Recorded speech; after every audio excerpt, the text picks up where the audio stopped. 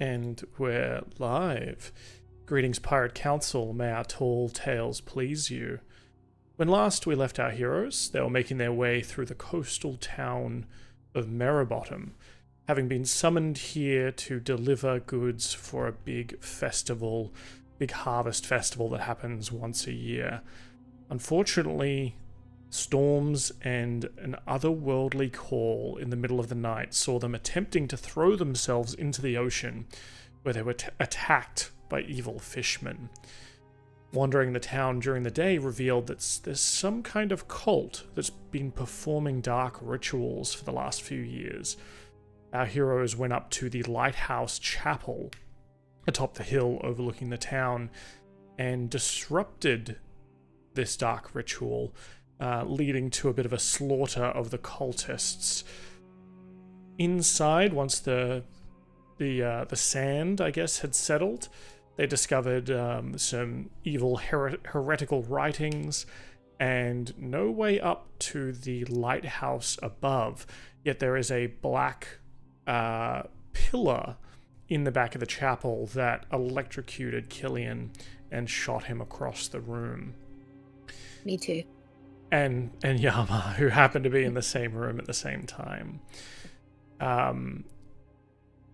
From there, seeing as Timmy and Cait are not here today, we're going to say that Pauly and Karu have said, look, it's sort of the afternoon.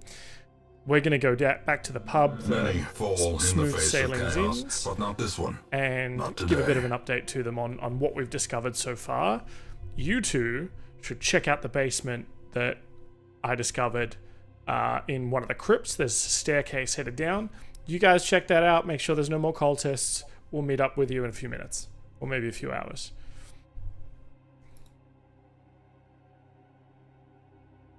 I can't believe you're just going to let us go down into the dark by ourselves. I have a light spell we can see. I have a torch. Yeah. Alright, you could use me as the disco ball. Let's go. Alright, done. Alright. So you head down, you head out to the sort of the graveyard where Pauly had pointed out one of the sepulchres, I guess, and where there's sort of a fake coffin. Well, the coffin is real and it does have a recently deceased man in it that Pauly killed. But underneath the coffin, once pushed to the side, there is a staircase heading down. And I'm just going to activate the scene. I know you're walking all the way there, Cait. But... Yeah, I was. I was like, where is this damn thing? The stairs, sort of, some of them, the sort of a creakiness of the stone, but they shift somewhat beneath your feet, almost as though they're grunting in pain. The chamber into which the stairs descend is sort of rounded on one side. A couple of doors provide egress left and right. And the walls themselves are etched with images of horrific creatures of the deep. From mighty serpents to great krakens, their eyes glare at you in hatred. You also see what appears to be a statue of some kind of squid-faced creature with big wings holding a trident and a pair of scales. And standing in front of that, kind of eyeing it with trepidation, is a tiefling. Niall, would you like to describe what they see when they come down and see your character standing in front of this statue? Okay. You see a hooded figure sort of tinkering with the edging of the statue, sort of like trying to use thief tools to try and latch something open, and you hear disgruntled sounds and the sounds of lockpicks breaking. That's the best way I could put it. Just constant discretion.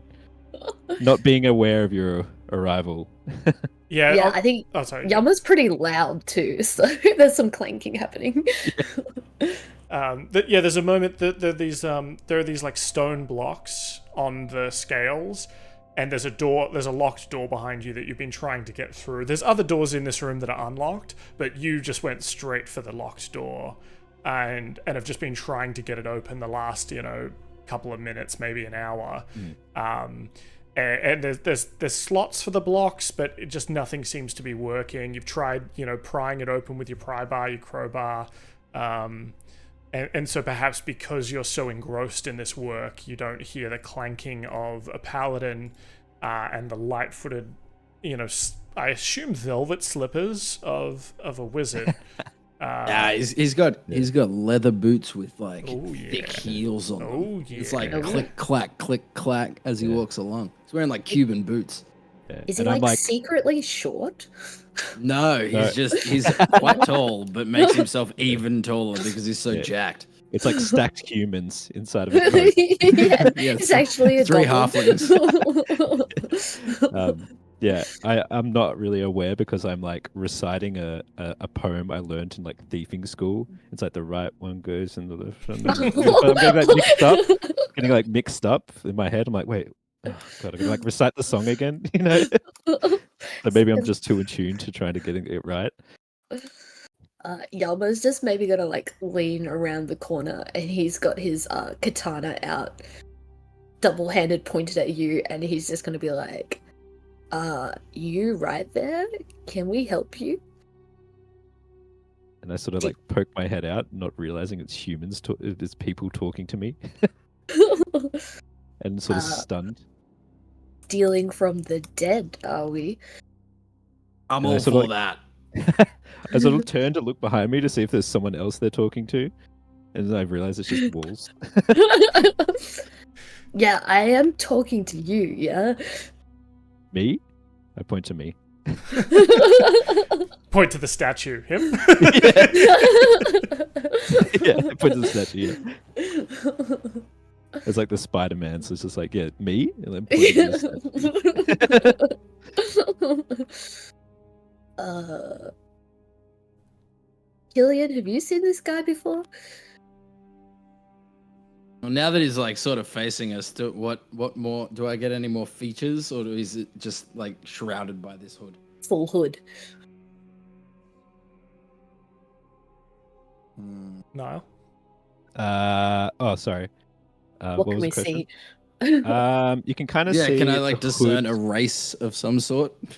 So the hood is kind of like propped up by something. There's obviously like a sort of aura to this guy that's not exactly trustworthy. I guess as you guys approach, I'm sort of backing into the what is it behind me? A door? The locked Yeah, there's a door. big locked Yeah, door. the locked door. Sort of like grabbing for the handle. You know how when you're like trying to find the handle on a door? Yeah. Just like, but like trying to do it as subtle as I can. And why don't, Cait, why don't you describe what Niall's character sees as this sort of gleaming plated creature? What would he see, seeing you for the first time, what would he see? Yeah, okay. Well, maybe if you're sussing him, definitely at first glance you see he's very golden. He's so shiny and clangy, like he's wearing full like Japanese samurai armor and it's all gold. He's got a cape that's also gold.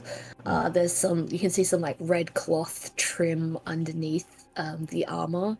He's an old man with red skin. He's got like a scraggly like grey kind of facial hair going on, like a bit wizened. He's got a golden samurai like helmet, like he's so shiny. I feel like he's probably reflecting like all the magical light that Cillian's giving off. And yeah, I haven't put any light out yet. Oh, okay. I thought you did. Well, then he's just shining with innate radiant light. Yeah, he's got a big katana pointed two-handed at you. It looks like he knows how to use it, but he's got a slight limp that he's trying to hide in his left knee, maybe. Okay. So And maybe I should describe myself. yeah, Okay. So I'm wearing sort of like a coat that sort of maybe was a part of a group or some sort of heist, and it's very worn and tattered. It kind of is like a last memoir of something that had happened in my past, and I've got some worn pants and some worn shoes, but they're very dark and concealing. Very how do I say, like, if you were to see this person in a crowd, you wouldn't think twice. It's just someone to sort of get by, and nothing really special or interesting features really stick out. But you Nothing do notice memorable. you do notice like a sort of maybe like a gleaming totem, sort of like just slightly coming through the worn part of like a inside pocket on his jacket. And you do see like maybe a belt of like tools and like knives and stuff. Since I'm like sort of maybe standing up and starting to scramble back to this door, you're starting to see like some sneaky gear sort of hidden away in boots, and I don't know. It depends on how much lighting is in here, I guess. Well, I think specifically right in front of this, between the statue and the door, there's no lighting, but you can see, as you have dark vision and so do they, that there's kind of that sheen on the eyes, that you can all see each other in the dark here. And despite, I think, the hood, unless you're actively trying to pull it down to hide your face, you know, as these two kind of come in, you see that there is sort of a there's definitely something kind of propping up the hood underneath. It's keeping the hood off his face to a certain degree. And at that point, Dylan, I'll get you to describe what we would see as well, because there might be some familiarity here. In front of you, you see a quite tall. Wait, where am I? Where's my description? But tall with heels, not actually super, tall. not super tall. He's 6 foot. But what you see is 6'2". Like, oh, he looks like a human, but he's definitely not. He has golden horns that sort of like curve up like ram's horns, that have marks on them, like his tried to charge some things at some point, thinking, well, might as well. Drinking games and all that. Wearing a really, what at one point was a really intricately woven, really nice wizard robe. But he discovered the gym at one point, so the sleeves don't quite fit his arms anymore, so he sort of just ripped them off. So now he's got like this cool as fuck robe that's just like tattered at the shoulders, like muscle shirt, wizard's robe sort of thing. And I think that as you look at that robe, it almost feels like it's looking back at you. You know, cool. just when Oh you're... no, that's not my robe. Oh. That's my cloak. Okay. Well, his cloak the cloak is would be sorta- over the robe then. Nah, the cloak's like sort of rolled off to one side Okay. and just hanging off one side. And it just looks like a regular scrap of cloak. Okay. But if you do catch a glimpse here and there of the underside of it, and it looks like There's you something get the watching you, feeling that maybe. it's definitely watching. The robe is watching as well. Ooh, I didn't know that either. that's cool. Yeah, I guess I'm starting to wonder if like this is one of my past debts sort of catching up to me, and I'm starting to like click my fingers, being like noticing Dylan's like sorry, which is your character's name? Cillian's. I'm noticing Cillian's stature and all the gold and fancy cloakage, and being like, is this about that job? And I'm trying to name a place. Can I get a place that they've been? Waterdeep, I think, would probably be a Yeah, pretty I'm like, big is this about that time in Waterdeep? And I'm sort of like starting to realize that I definitely double cross someone there that I shouldn't have, and maybe this is the debt collectors coming to get me. And Cillian will just respond with, I don't believe so. I only stopped into Waterdeep for like a day or two on my way here from Chult. So, no? I'm going to go with no. Unless you screwed me over in the day that I was there. I don't know. I stopped into a tavern, had something to eat, had a drink, and made on my way, you know? Like, did you steal from me? I start like checking my pockets and realizing there's like a lump in one pocket, and it was definitely something I stole from you at that bar. And I feel like as I'm like checking that pocket, there was also a knife I stole from the restaurant because I really liked it. Like a nice steak knife. And I'm like, no. But like it's a really like no where you kind of like, I don't think he's telling the truth.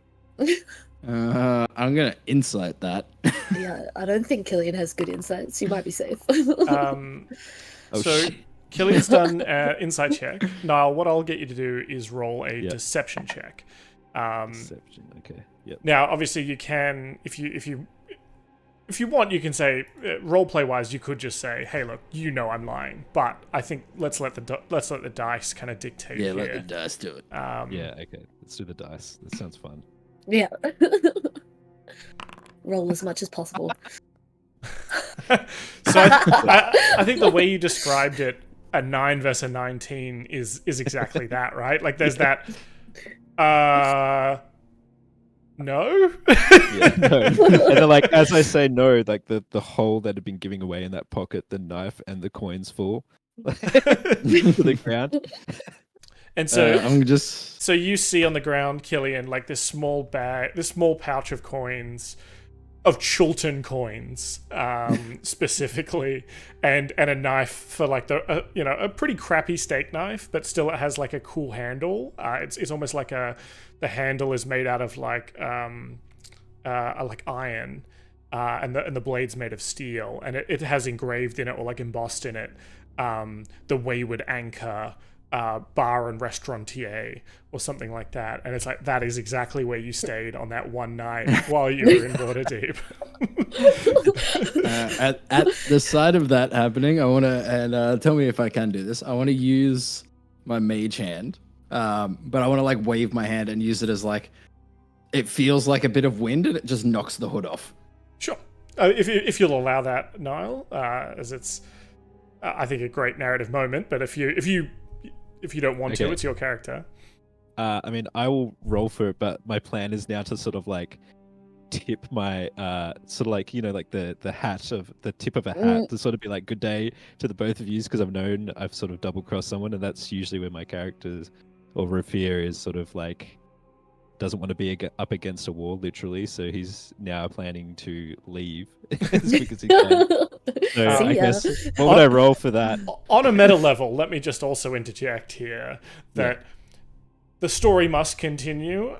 You guys can make decisions of this nature, and that's fine.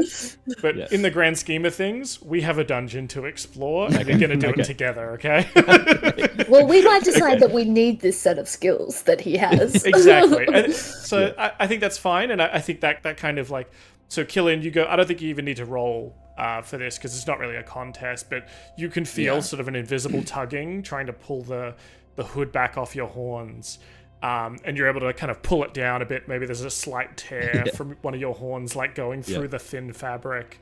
But you're at somewhat of an impasse. Yama and Cillian, you realize, or especially Cillian, you realize that this guy is not from this town.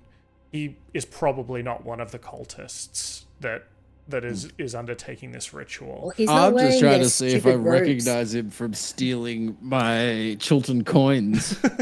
And on that same similar note, I guess you do recognize like for like. You're a bit of a treasure hunter yourself. You delve into places looking to steal things. Your skill set is obviously a little bit different.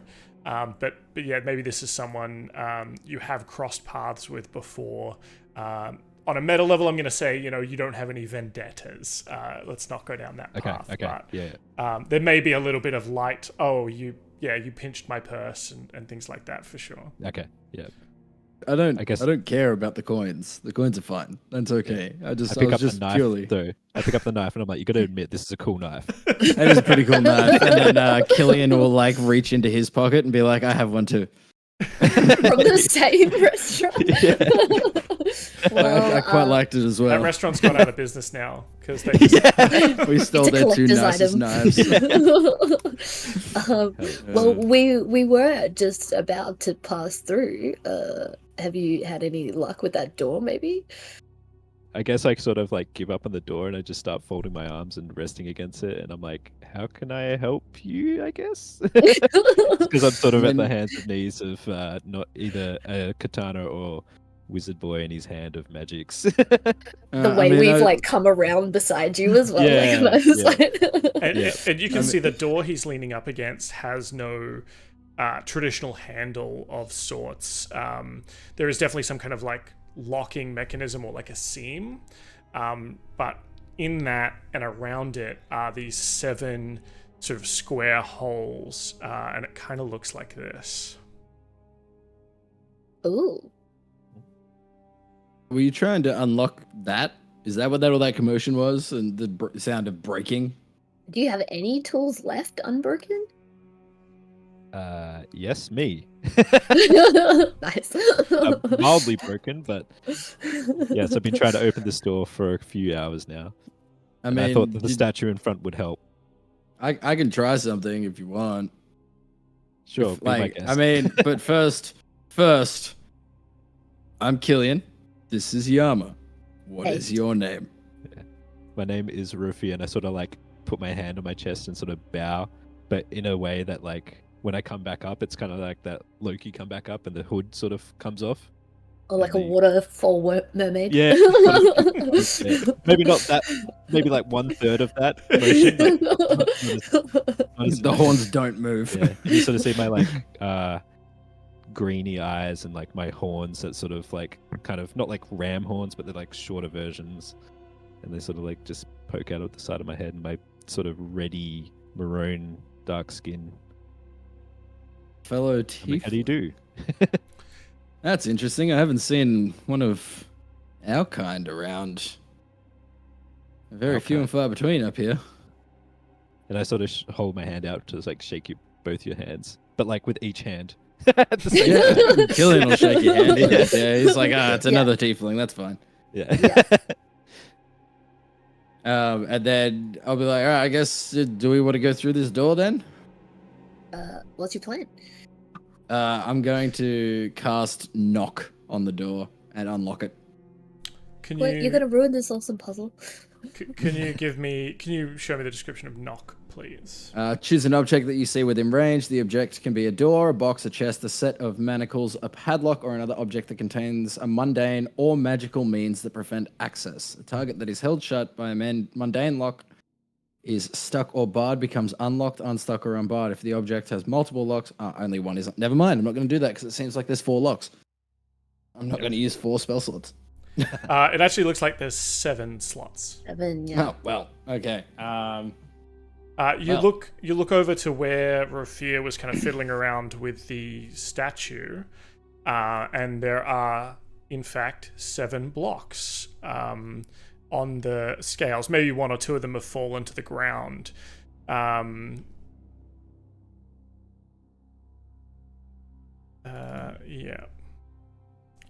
Okay. And at that, I will grab one side of my cloak and like unfurl it and like click it back onto like the other shoulder, so then you see that the cloak can actually see a lot. And do I see anything ethereal about it? You definitely see that there's sort of a light. There's definitely something magical about these 6 grey-ish cubes and 1 white cube. The white one seems to be made of some kind of marble, but it's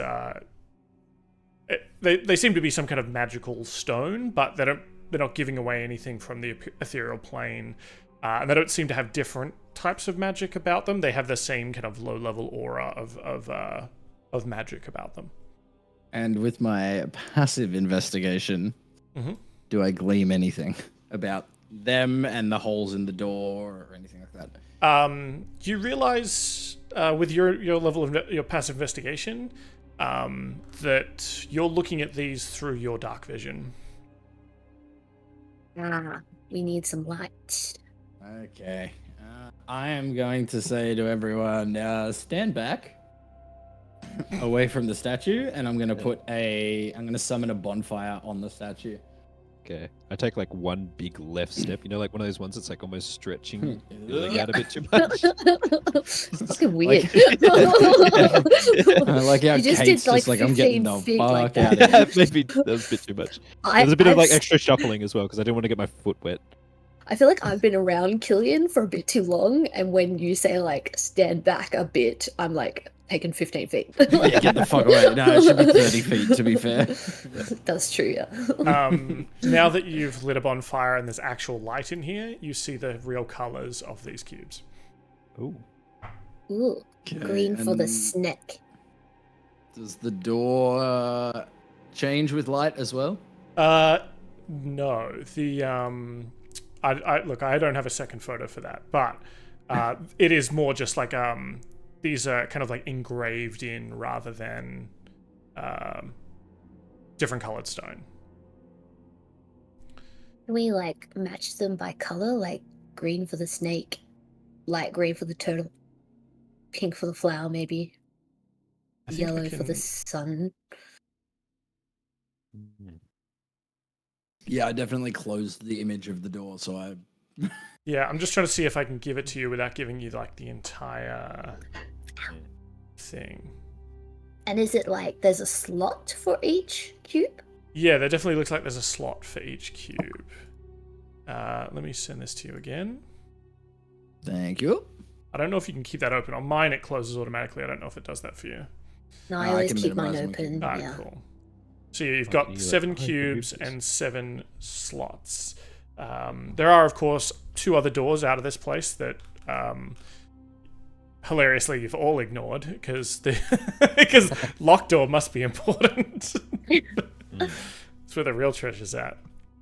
Well, I guess I just assumed that Ruffy has already gone through them, so maybe I'll ask, have you checked anything out in this room, or are you just going for this one? I'm not too sure. Dan, what do you reckon? I think so everything's been a surprise. I think you've just gone, ooh, locked door, must be goodies behind it, and have spent the last I've just hour gone- or so. Just beeline for the good stuff. Yeah. Yeah. Probably yeah, like a key in another room. Yeah. It might be a cipher. I'm gonna make my way to a different door for now. Okay. gonna- Can I kind of like look around to see if any of these symbols are anywhere on like the walls, or like what's the play? Yeah. Perhaps, I mean, the warping echoes in this room is due to the intricate carvings around the walls. You see the walls, ceiling, and floor are covered with images of marine creatures, immense claws, snap humans in half. Tentacles the size of redwoods wrap themselves around shattered galleons. Winding through the center of it all, along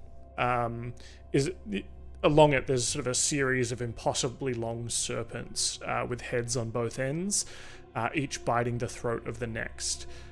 So real are the images, you can practically smell the salty tang of the sea.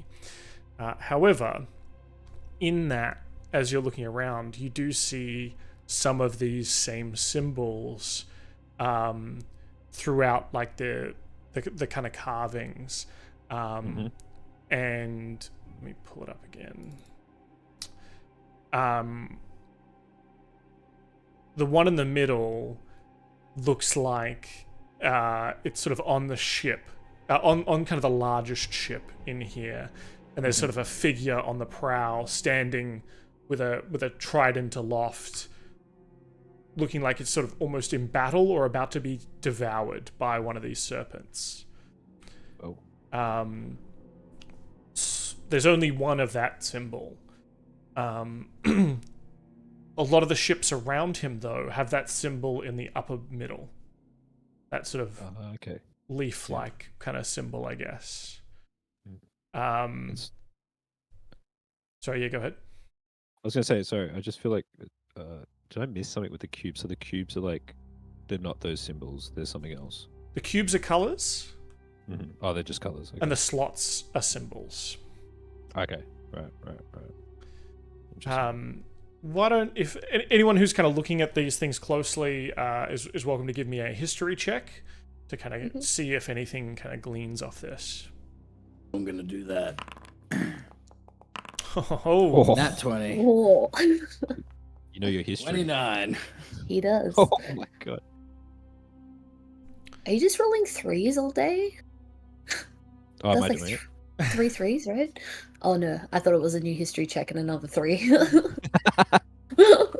like, bro. Cillian, you recognize these symbols from a lot of the, like, we'll say tomb excavating that you've been going on recently. Specifically that kind of, that one in the upper left, that kind of S, has been on a lot of the tombs that you've kind of been checking out recently. But those other symbols show up as well. They seem to collate. These symbols seem to align with the different houses of the princedom. With the one in the middle being the volcano throne itself. Oh, okay. Okay. Yep. I need to do this on my phone because I think I've got it. I just need to be able to. Wait, where's Snapchat? Because I need to be able to draw. Well, let me open the door that Cillian is standing in front of. Is it unlocked if I go to open it? Give it a try. Yes. It opens. Yama's gonna move in. Alright. Guys, I've got another door over here. Do you want to check out Ooh. this first? I sort of like And, scuffle over because I feel like I should have known that. Be like, yes. Guffle. I checked this room before. What were the Making a names very of all of conscious not to the? get my feet wet. Really? Have you got like nice shoes? Can I suss the shoes? Yeah, the shoes are like kind of like those like they're not sandals, but like, they're kind of like a cool leather shoe with like some nice like silver. But the silver needs some cleaning because obviously I haven't cleaned it for a while. So like they could come up really nicely, but they're quite they're like the dearest thing I own. Dearest? Okay. Dearest? Is dearest? Most No, expensive? Richest? Richest? Yeah. Dylan, you had a question, sorry. What are the names of all of the groups that we've met or heard of? Excellent question. Does anyone at the table know? Yes, the Golden Guardians. I know the Golden Emerald Guardians. Trading Company. The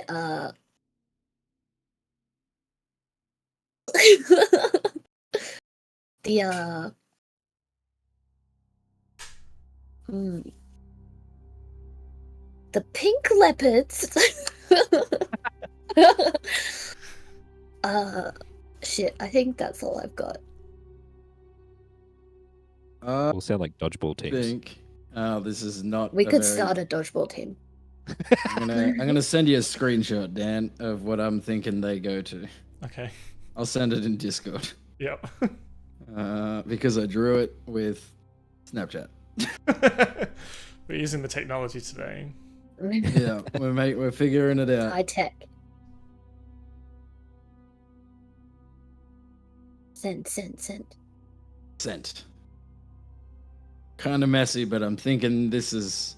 I know, like, I'm thinking the one right down the bottom is the Golden Guardians. Mm-hmm. And then. I'll say when you Throne. put that one in, you hear like a mechanical click. Okay. And then the red one for the center. Nothing. Oh. Pink one for the center? I think it's Nothing. the blue one. Maybe the blue one. Nothing. Yama's just like putting cubes in. Yeah. Well, the green goes to the top center because it looks like a leaf. Nothing. Oh. What? Okay. Green to the turtle, maybe. Nothing. I think Wow. we should go through this door. Yeah, let's just go through the door. Like I'm just gonna got like one of them. walk You over. definitely got one as of you them. guys, as you guys like I'm going trying through to the door, I'm gonna be see. like, I figured one out, but I couldn't figure out the rest. I'm coming with you. Yeah. I was still super subconscious of my shoes.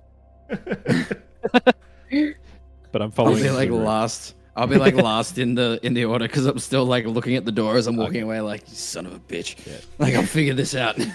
Okay, well, I'm opening it. Oh. Alright. Actually, I'm gonna stay by the door and I'm gonna keep investigating this door. Okay. Okay. I'm following Yama, Yama. but I'm like low key weighing up my options to see if Yama, if he just to turn around and cut me in half, what would I do?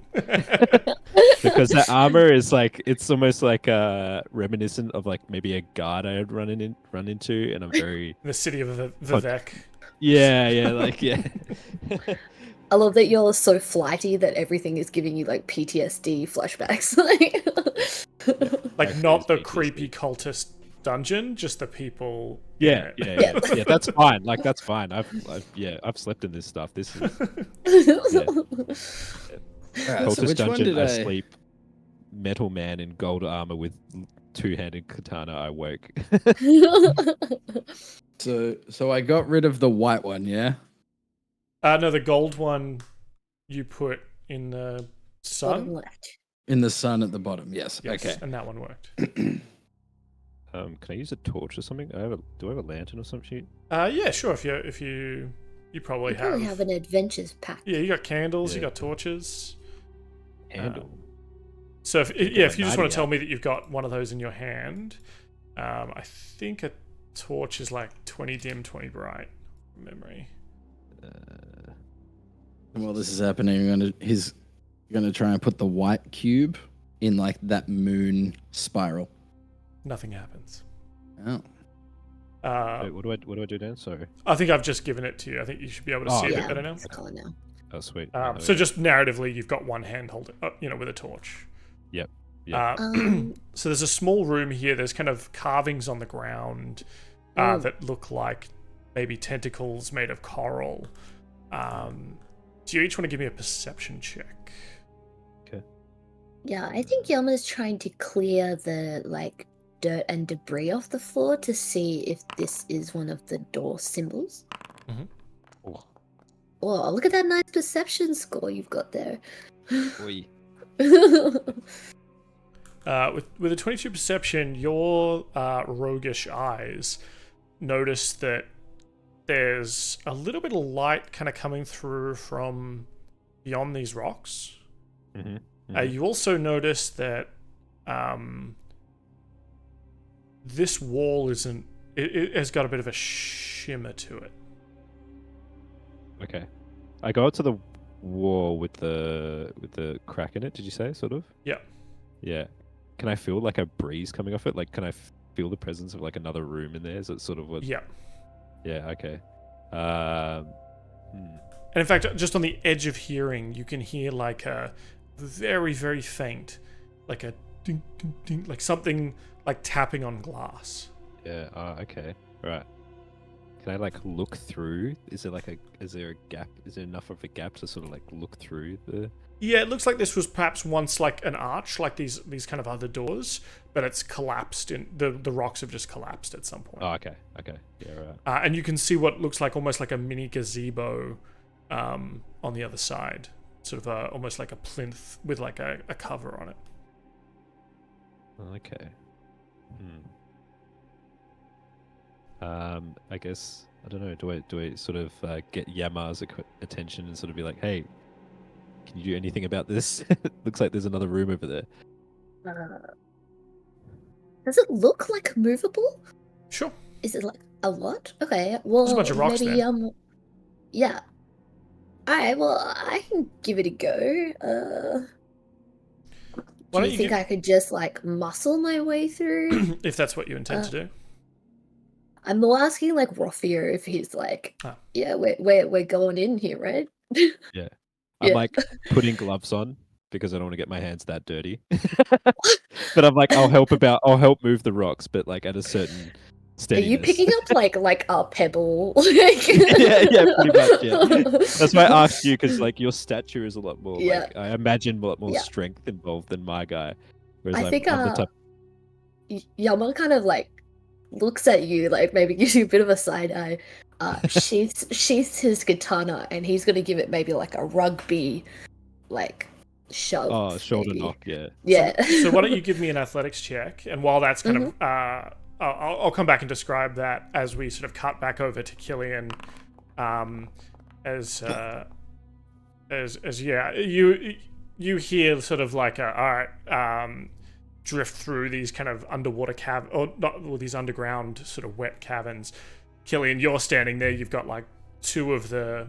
I think you've got one of the squares, the cubes in like what you think is definitely the right slot. They're talking about rocks and breezes and stuff. Boring. Absolutely boring. This is the I'm shit. like, I'm getting into this. Yeah, I'm just like looking at this rock with my gloves on, being like, is this gonna stain my gloves? Do you want to give me like... So while they take the next sort of 10 minutes to charge in, it's not this is solid rock that's fallen, so you're not going to barrel through it, but perhaps you break enough of it against your armor that you can start shifting it out of the way, and that's going to take 10-15 minutes. I'm gonna like using my history. Which icon stands out as the Emeralds Trading Company? The bowl. I'm gonna put the green one in that. You hear the click of the mechanism. Okay. And then what does the leaf stand out as? Do I recognize the leaf? You saw that on a ship that stopped yours when you first entered these seas. The Navy. Blue in the leaf. Nothing happens. Oh, the white in the leaf. Nothing happens. Red in the leaf. You hear the click. Yes. Yeah, because they were with the volcano throne people, weren't they? That is true. And then the snake. What does that stand out as? Because I've been through a lot of their tombs recently. Yes. So what kind of tomb? What kind of people have you upset recently? Fish people. Blue. You hear the click and whir of a thing. All right. I was expecting and then a longer list. the moon. That circle spiral. Does that stand out? Yeah, you saw some of that iconography on some of the buildings near the university. Purple. Yep. All right. And then I'm going to do pink in the center. Nothing happens. Oh, white in the center. 50-50 and you lost. Yeah. And then pink in the final one. Yeah, in the turtle. Yeah.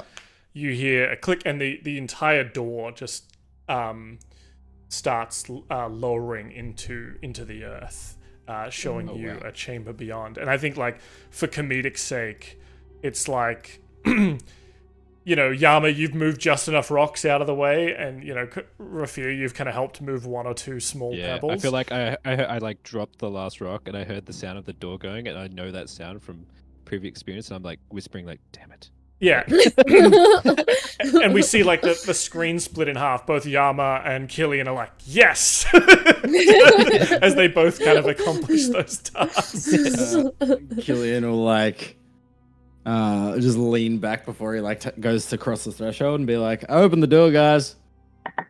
I'll explain. I'll describe what each of you see. So Cillian, you see kind of another slab blocking the way.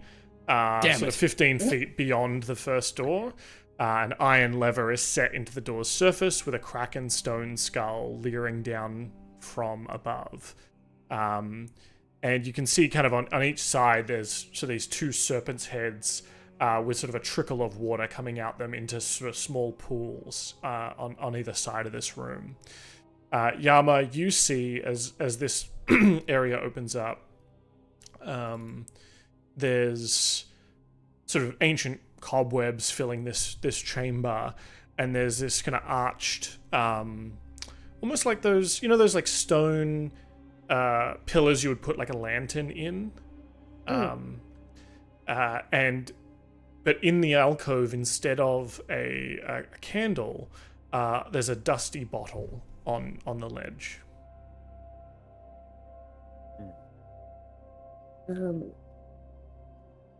Well, maybe Yama just says to Rofia, it sounds like the door of your dreams has just opened. Did you want to go look in there first? And I'm like, why, yes. And so like slip past and like step over the rubble. So can I enter the room? You should be able to move yourself in there. Yeah, sweet. Oh. Yeah, you just gotta go around the walls. I turn back and I'm like, by the way, it's not that I'm subconscious about dirt, it's the gloves I stole off a guy that were really nice leather. Do you think you're gonna give them back? Is that why you're trying to preserve the cleanliness? I say yes again. Like, they're like real like. They don't have to roll for that. So at this point, Cillian, like you've called out, "Hey, open the door!" And then you hear like either they haven't heard you, or like they're just you can kind of hear the faint whispers of the echoey conversation that they're having with each other, and they're not basking in your incredible mental glory of you opening this door. Trial and error. Can I make an Arcana check at this room? What in particular are you looking to try and See if there's anything that's like magically trapped. Sure.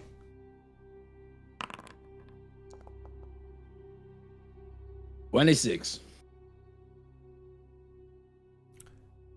There is a.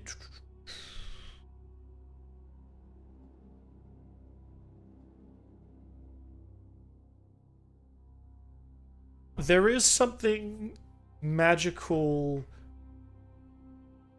There's sort of like a faint bit of magic on the opposite door, though you get the impression it's more of a sort of like a what's that spell that creates like a force field, or like an impassable barrier, or like a wall of force or something. Yeah, I think that one where you can like trap people in it.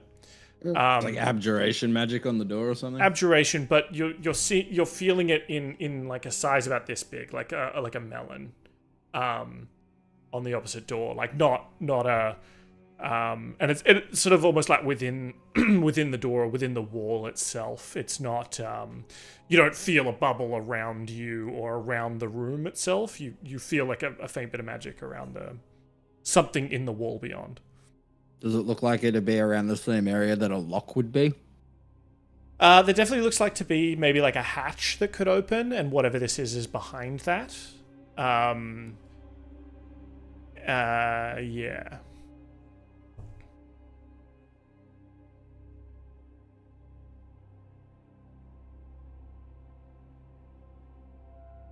But it's on the wall that's like opposite side of the room, obviously, next to where the other door, I guess, would be.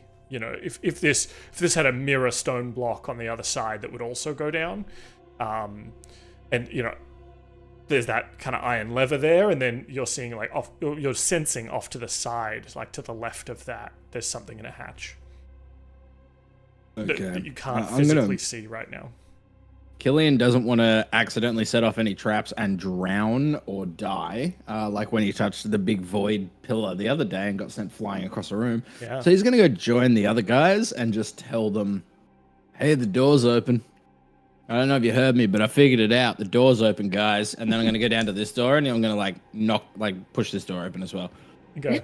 And this door's open too. I'm opening all the doors. See, I'm opening everything today, guys. It's just this mental fortitude, I sort of like shoulder bump, or like like the elbow bump, nudge. I'm like, what's the door names guy again? What's his name? That's Cillian. Yeah, right. Okay, is he good at opening doors? It seems like it. I haven't known him for very long. Is there like a? I'm just looking at my sheet. Is what like investigation? Is that something that we sort of want to look at when it comes to this? Is like what I'm trying to ask is like, is the bottle like on like a pressure plate or something? Like is it gonna? I'm trying to check for something. Yeah, that would definitely be an investigation, I think, in this instance. Yeah. Okay, should I roll for that? Or yes, please. If you're kind of eyeing off this bottle, yeah. I'm kind of like weary. I'm kind of like this cave is like, as we go into the rooms, I'm getting like some weird vibes from it. So I've got like kind of got my like left hand on like maybe like a dagger that's sort of like sheathed on my left side, sort of thing. You know how like you sort of rest your hand on it, and then I'm sort of weary of this room for traps, so to speak. Yama's drawn his sword again, I'll say. Okay, so which one? Sorry, was it? Investigation. Oh. Nice. What was the number? 19. 19, very good. You have a look. You realize that there's no kind of pressure plate here. The walls around you are also still carved with these kind of like insane drawings of serpents and sea creatures and krakens and so on. But as you look at them, because of like the waviness of the carvings, it's almost like on the edges of your eyes, you're like, did that change? Was that squid always looking like that?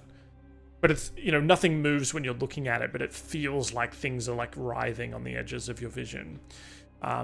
As for the bottle, though, as you look a little bit closer, it looks like there's a tiny person in there. You can kind of just see them behind the faint film of dust. And on the top of the bottle, there is a cork stoppering the bottle, the glass bottle. Right. But you don't see any pressure plates or any of the beams of light that'll shoot spears out at you, Indiana Jones style, or anything like that. Yeah. Okay. Okay. Was the bottle sort of like on the center piece sort of thing? That's sort of like. Yeah, it's like one of those like lantern houses that you could put a flame in, and like a stone, almost like a mini gazebo. Oh, okay. Yeah. Cool. Yeah, like a shrine you'd see in Japan or something. Yeah, exactly. Yeah. Okay, so I'll approach it, and I'll sort of like, I guess I sort of like lightly dust off like some of the dust that was on the outside of the bottle, just to see what's sort of inside of it. Do I hear anything coming from the bottle? Or? Yeah, you can hear a very muffled voice calling out. You can't, I don't think, understand whether it's because they're inside or perhaps it's a different kind of language. But you can definitely see a very small woman in the bottle. Just trying to see if I've got. She's got sort of dark skin, black hair, wearing these kind of like red and tan robes, and she looks. She's obviously tiny because she's in this bottle. This bottle's probably about as big as a potion bottle, and she's kind of like waving in there because you've moved the a bit of, you've created like a little window in the dust. She's like walked up to it and is like knocking on it and like pointing up at the cork. Okay. I turn to Yama and I'm like, and I'm like, what's the going rate for fairies again? Fairies in a bottle? Do they go for a lot these days, or? Are we sure it's a fairy? And then, do you think we should open it? I'm not a fan of leaving people trapped. Yeah, I sort of like wave it to Yama to sort of be like please, after you. Like I make the decision. Yeah. I might call out to Cillian then, who's in the other room, and I might just say, there's some Karu type energy over here in this room. Could you bring your magic knowledge over here? As you walk across, Cillian, I'm just going to describe what you see when you open that door, and then also as you cross this room. Firstly, when you open this door, you see a sort of a room with first thing you smell, and it's probably a very familiar scent, the air reeks of sulfur and brimstone.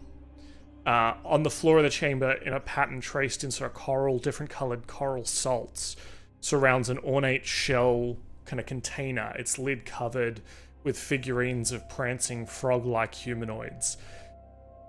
Through your through your special magic eye, you see an ethereal figure pacing back and forth, watching you very closely, in the middle of that salt. And it's got sort of, I guess you can't see color in the ethereal plane. Is this? This is not going to work. It looks like it's got like the snout of a frog, but it's buff, and it's got evilly gleaming eyes and it sees you, and it realizes that you see it, and it's just pacing back and forth, watching you, like something that is very impatient, waiting for you to come in, to come closer, I guess. I'm just gonna like step back and just close the door and be like, I'm gonna deal with him later. And then I'm gonna come back into this room and be like, what's up? Also, don't go in that room over there. I think there's something real fucked up in there. You won't be able to see it, but I did, and it didn't look cool. And I think you also spot in a different way to the way Rafia did, but that this wall, there's something off about this wall. Come back to that. Don't want to keep my friends waiting. Friend and new acquaintance. So what's going on? What do you need me to do?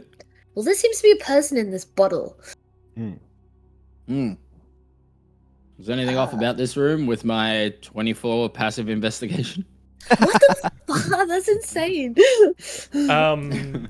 You definitely think like the carvings around the walls, if you were to stay in here for too long, would probably drive you insane. But it's not like if you're here for an hour. It's like if you had to spend a week in here, you'd start going a little bit loopy because the carvings, there's nothing particularly magical about them, but it's almost like it's something deeper than that. Like it's insanity inducing in kind of a different way. You don't detect anything actively dangerous about it. It's just a very creepy place to be. And you see that they're looking at and kind of pointing, your companions are pointing at this small glass dust-covered bottle that has a tiny woman inside it.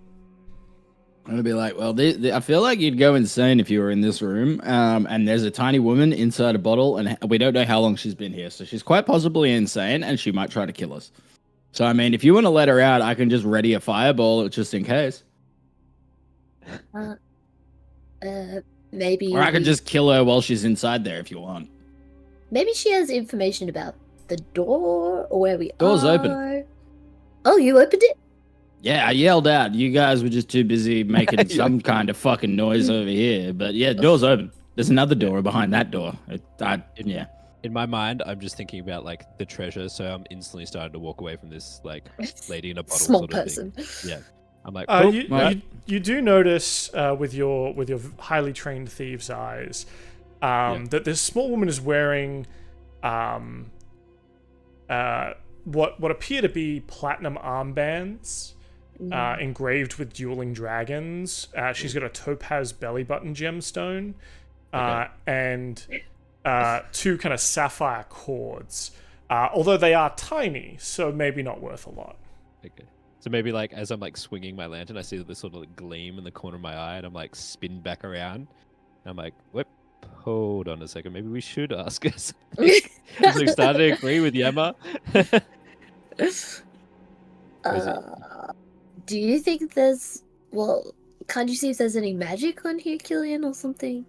Is she actually small, or is the bottle making her small? Suppose I could, and I'll like do an Arcana check. With that 23 in Arcana, I'm going to tie this into just general intelligence as well. You realize that she's speaking Terran, not Common. I don't know if that's a language you have, but it's probably one you've like heard of. It's almost closer to like a primordial or like an elemental kind of language. And you take in kind of what this thing is. This is a cage to trap a djinn. Oh. Okay. Oh, no, now he's going to want to open it.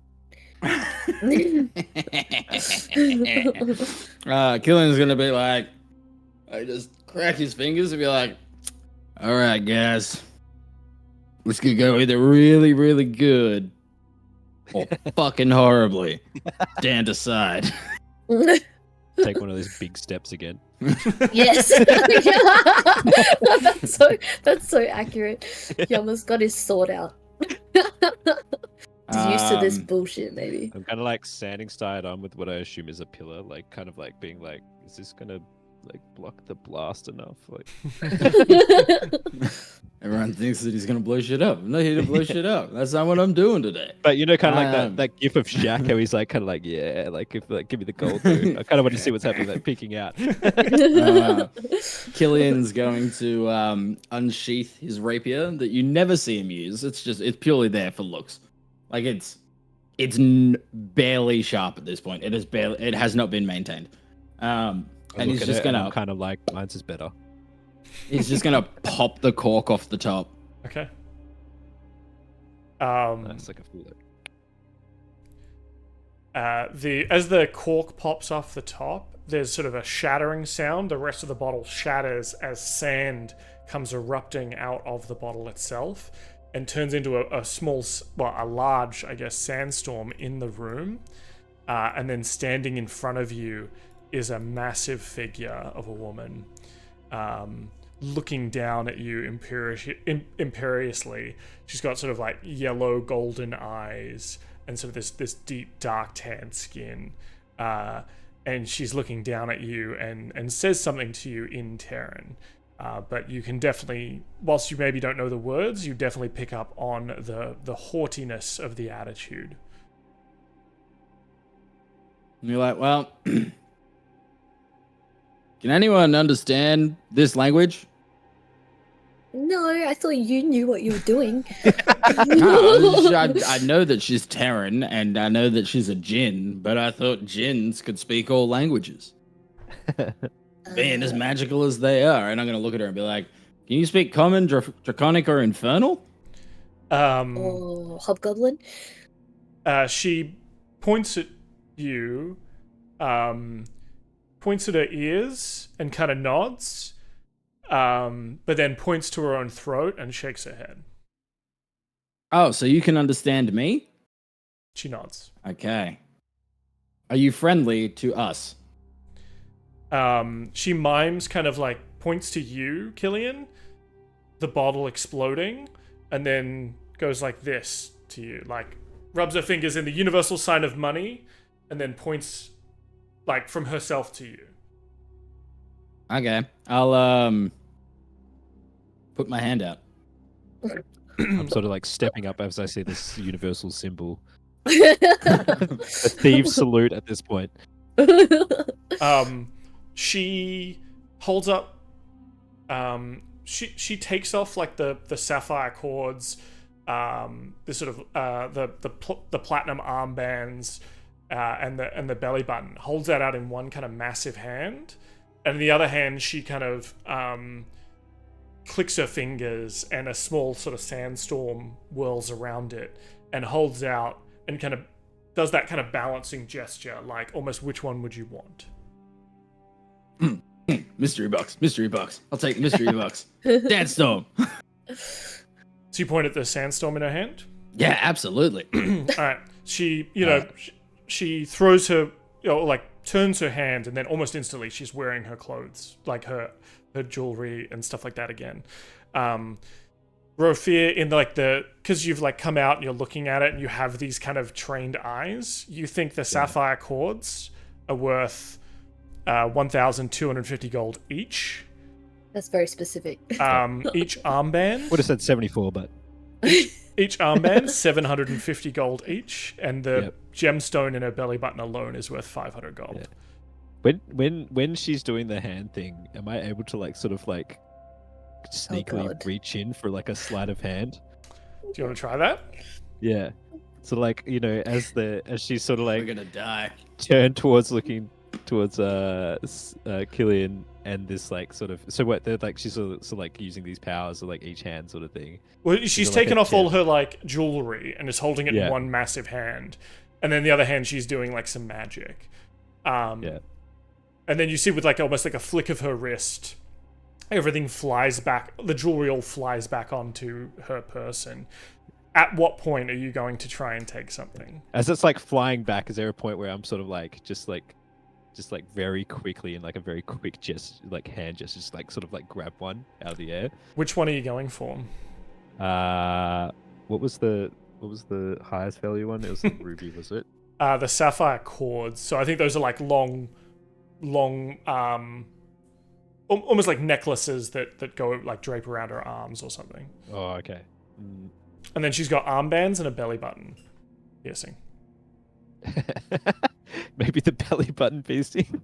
I'd say that's probably the easiest. It's like one Yeah, small yeah. gemstone. Yeah, exactly. Yeah. Like I'm not gonna go for the biggest thing because it would have been like so blatantly obvious. But like, Let me just roll here before you do, so I can set Okay.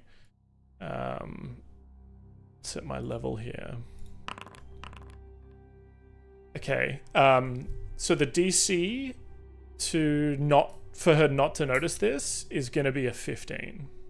okay. So you're gonna say like 36 or something? No, because he's going for the belly button, which is the least valuable thing. I think it's just one small gem. I think 15. We'd probably scale it up a lot higher for the armbands and the other stuff. All right, so sleight of hand roll. Yep. 21. Very good. Nice. So you kind of, with your gloves still on, reach out ever so quickly and then back away, and you have this sapphire belly button stud, belly button gemstone. Sorry, topaz belly button gemstone in your hands. Yeah. That you think is probably worth about 500 gold. Fuck yeah. As I've sort of grabbed it, I've kind of like done that thing where you've like kind of like just put your hands behind your back, just like ever so inconspicuous, and I'm just sort of like trying to find that pocket that's back there. And I always forget it. It's kind of like a secret pocket that sort of sits under the waist, like under the belt, maybe the jacket. Yeah.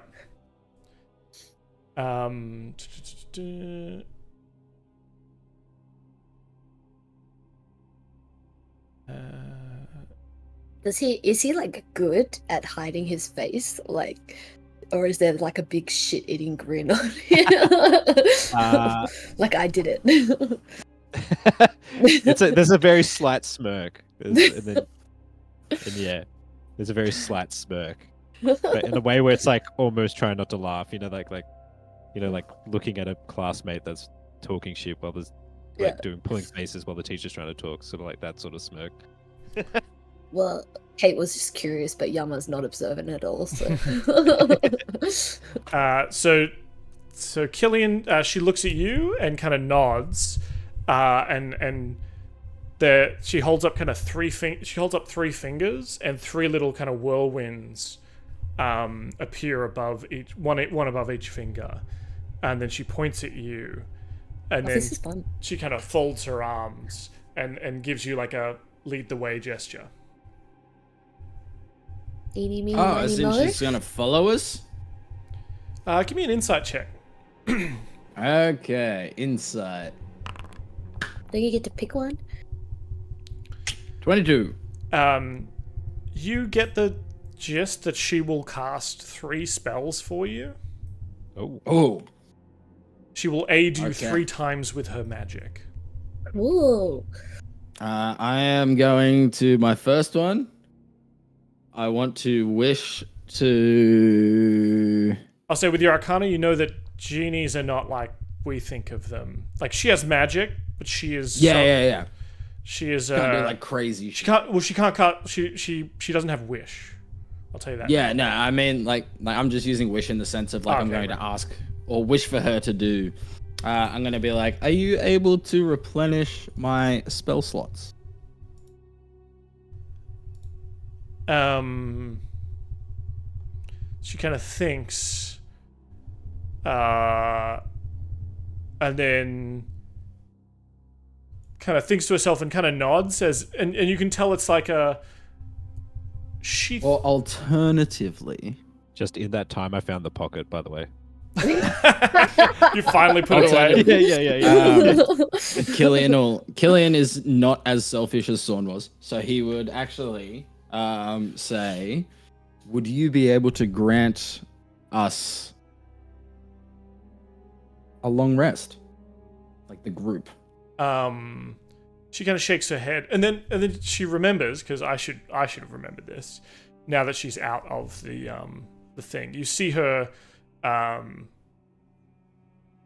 some sand kind of whirl around and then sort of fly into her throat, and she speaks to you in common.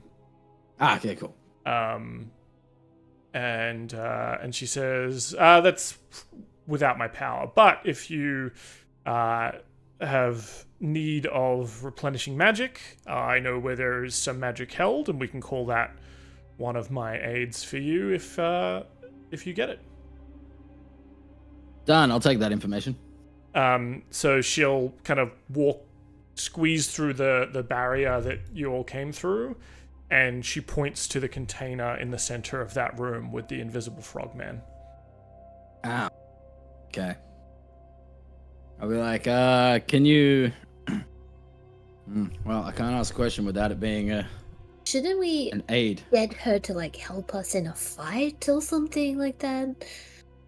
I don't think she'll do that, but I was going to ask that. No, Are you then, able like, to remove the... Well, actually, she says, "Look, information like that's fine. That's not going to cost you anything. I will use my magic 3 times to aid you at your request, and then I will leave." Okay. As like Cillian's going through the door, I'm like, "Why don't you get her to do the door? You know, like talking through the teeth, like with the arcane magic, like that." The door's open. Well, let's go like, through the "Oh, yeah." door with her. I'm gonna ask her about the ethereal being in this room. Trying to think. What ethereal being in this room? And Yama's like looking in, like. I did say that I can see it. You can't.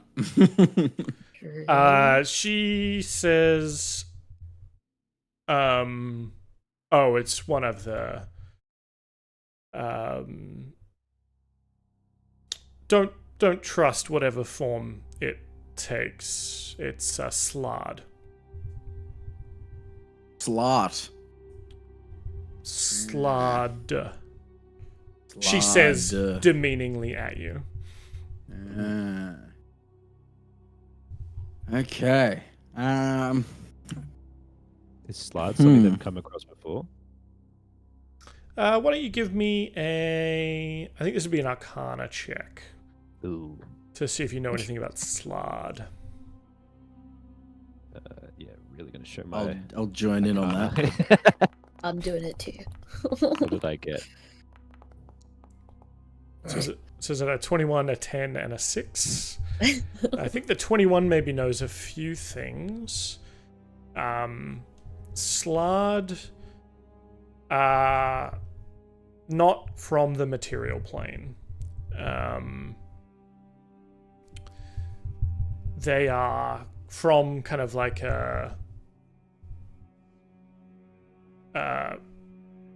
from like almost like a primordial, chaotic kind of space. Not the hells, Okay. but definitely from like another realm. So similar to like a beholder or something. Yeah, very similar in terms of it's definitely an aberration. So it's from like the far realms kind of place.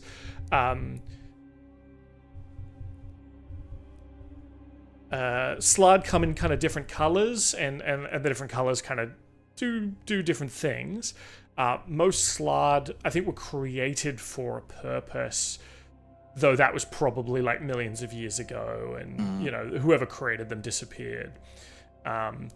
They can infect others to create more Slard, similar to like a Mind Flayer. Though the difference is Slard... Yeah, so Slard reproduce either by implanting humanoid hosts with eggs or by infecting them with a disease that kind of... It's like alien. Yeah. Each color of Slard reproduces or transforms in a different way. I'd say with just a 21, you're not really sure of the different methodologies of the different colors, but you know that different ones mean different things. Slard are shape changes, and inside their brain is a magic control gem, typically, and Slard must obey whoever possesses the gem. You see and look through the ethereal plane at this one, it's invisible. It has a hole in its head where its gem should be. Ooh. I'm gonna look back at her and be like, can you just banish the Slard?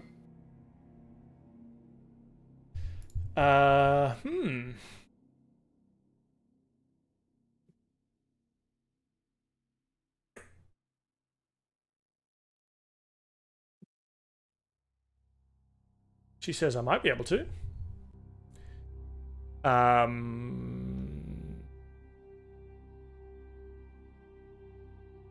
Yeah, I mean, give it a... I'll try... How about this? I'll try and speak to it, and if you think that you'll be able to banish it, and it looks like it's going sideways... She says, I'd have to touch it to banish it, and I don't want to cross that circle of salt. Yeah, look, that is understandable. Well... I got other questions to ask while we're here anyway. Yama, get out of that room. That room not safe. So you can see, Yama, that there's this At sort the of moment. different coloured salt in these kind of intricate patterns around, like a ring around that sort of centre coral pillar. There is enough room to obviously, like, if you skim around the edges, you could avoid crossing the salt. But there's definitely sort of some sort of, magic circle, I guess, in that room. I will say Yama was very cautious of the salt, but he does leave the room as Cillian, who knows better, tells him to. Sure. It's like, be careful, bro. Don't get fucked up in there. I'll be like, all right, well, follow me. I got a couple of questions to ask you about in here, if that's okay. Rafia's in out of his depth because he does not enjoy magic. So he's very much all in favor of not going in that room and moving back into the other room. All right. I'm gonna point at the other side of the room of the door that I've opened to be like, what's up with this place? Because there's something going on behind that wall. And I don't particularly feel like drowning if I think that might happen, because there is water around, and you know how water can get. It's Drowny. yeah. It's a bit wet. She looks at. She says, "Well, I haven't explored this place, so I don't know what's on the other side of that wall." Can you unlock the door with magic? Can you unlock the door with magic? Yeah, but I'm trying not to use all of my magic. I could, probably. She says, I can create a hole in stone. Yeah, do that. Please. So she points at the opposite wall, this sort of stone surface, and what opens up is a 5 foot wide, 8 foot tall, 20 feet deep. It doesn't need to be 20 feet deep. Hole in the door beyond. Does any water come out? You can see some water on the other side, but water does not exit, or water doesn't kind of splash into this room. No tsunami. And where was that barrier? Kind of like in the wall here. Oh, okay. So Sure, we like on can't the get other into side. that next room. It's barriered. That's what I was saying. No, she's just made a hole in the wall. Oh, You can just go straight Sick. Cool. Yeah, I'm gonna walk through and have a look at where that barrier was. through. As you walk into the room, Here we go. Stop right there. the doors, the stone. She comes in with you. I'm gonna say she's right on your tail. The stone doors behind you close, and you hear 7 separate locking sounds. The water starts flooding faster into this room from the sort of things on the other side.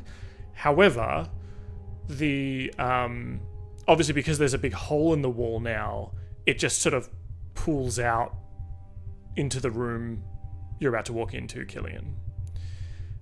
So the water level in this room sort of starts to rise a bit, but then it kind of hits somewhat of an equilibrium. It's maybe still rising, but a lot of it's flooding out into the room in front of you. That's what I was worried about. While that's happening, so the skull's jaws creak open. A skeletal hand holding a crystal hourglass emerges from the wall where you were getting that sort of bubble vibe from. And with a click, the timer rotates and sand starts to trickle into the lower globe. So another slab blocks the hallway 15 feet. Obviously, there's a hole in this slab now, and there's an iron lever just to the side of that hole set into like the door's surface with a kraken stone skull leering down from above, and the hourglass turns and starts trickling slowly as the water level starts rising, but then there's almost like a current kind of leading out of this room through the hole that the djinn made. I'm just going to move into the next room. Mm-hmm. And like step out of the way of the water gushing out behind me. Yeah. Raphia doesn't want to get his slippers wet. I'm gonna look at Raphia and be like, I'm sorry. I mean, at this point, the water's like rushing out, so I'm like, God damn it. I'm like, at least my fucking shoes are getting cleaned. Yeah, leather's okay in water. It'll be fine. That's what Yama says. Okay, so you step out and you have to through kind the of wall? you have to step so the hole in the wall's here.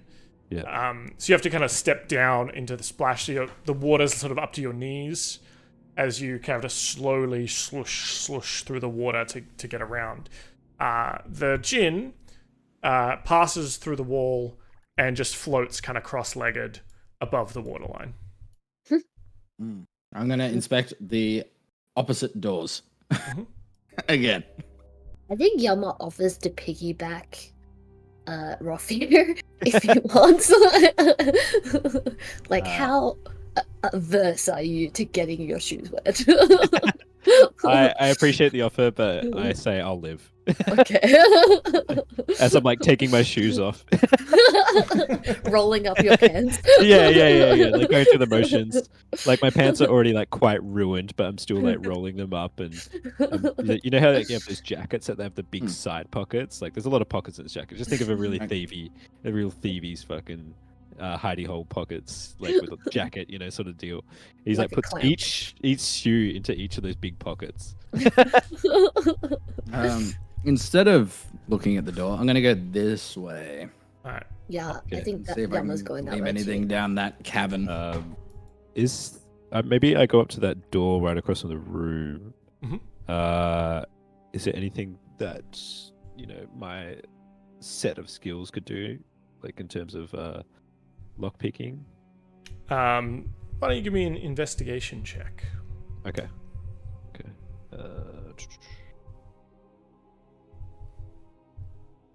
Not ideal. It's probably fine. I like those odds.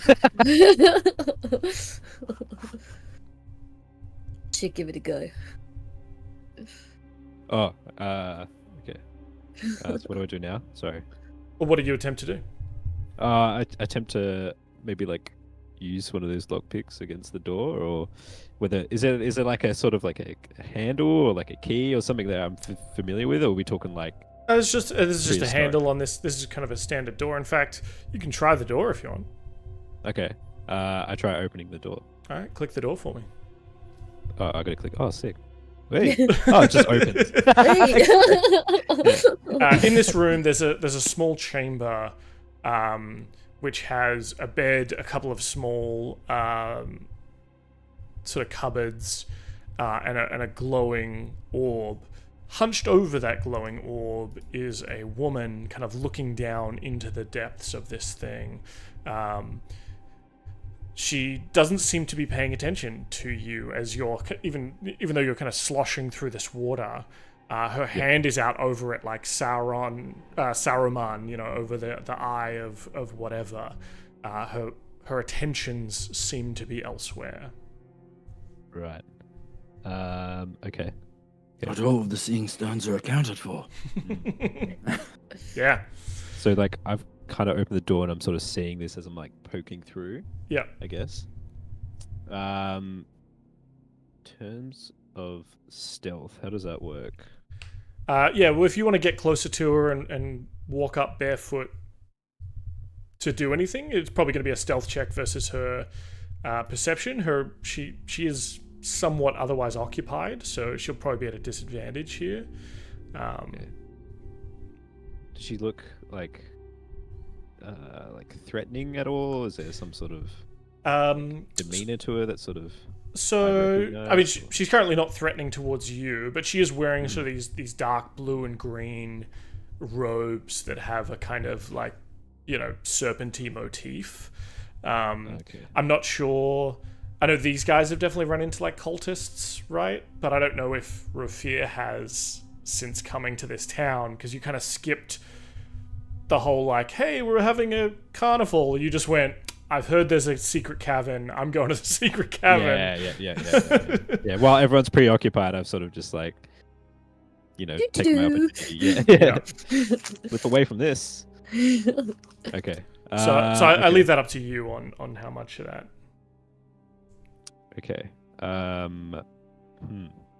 Maybe do the other guys while I think. Okay. Yeah. So you Cillian and Yama are kind of sloshing through the water, as the leg movements. It's too high to get your leg out of the water, so it's purely just against the thing here, clawing at your robes, Cillian. The djinn, just floating cross-legged over it as if sitting on a magic carpet. She kind of shrinks down a little bit to kind of fit into this cavern.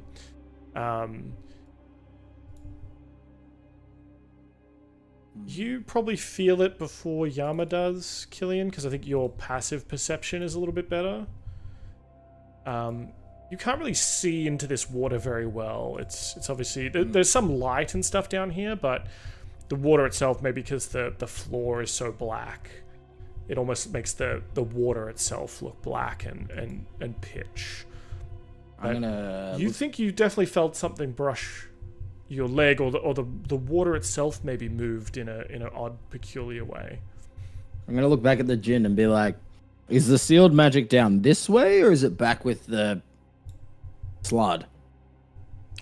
She says no, it was in the center of the room. In the face of chaos, but not this one.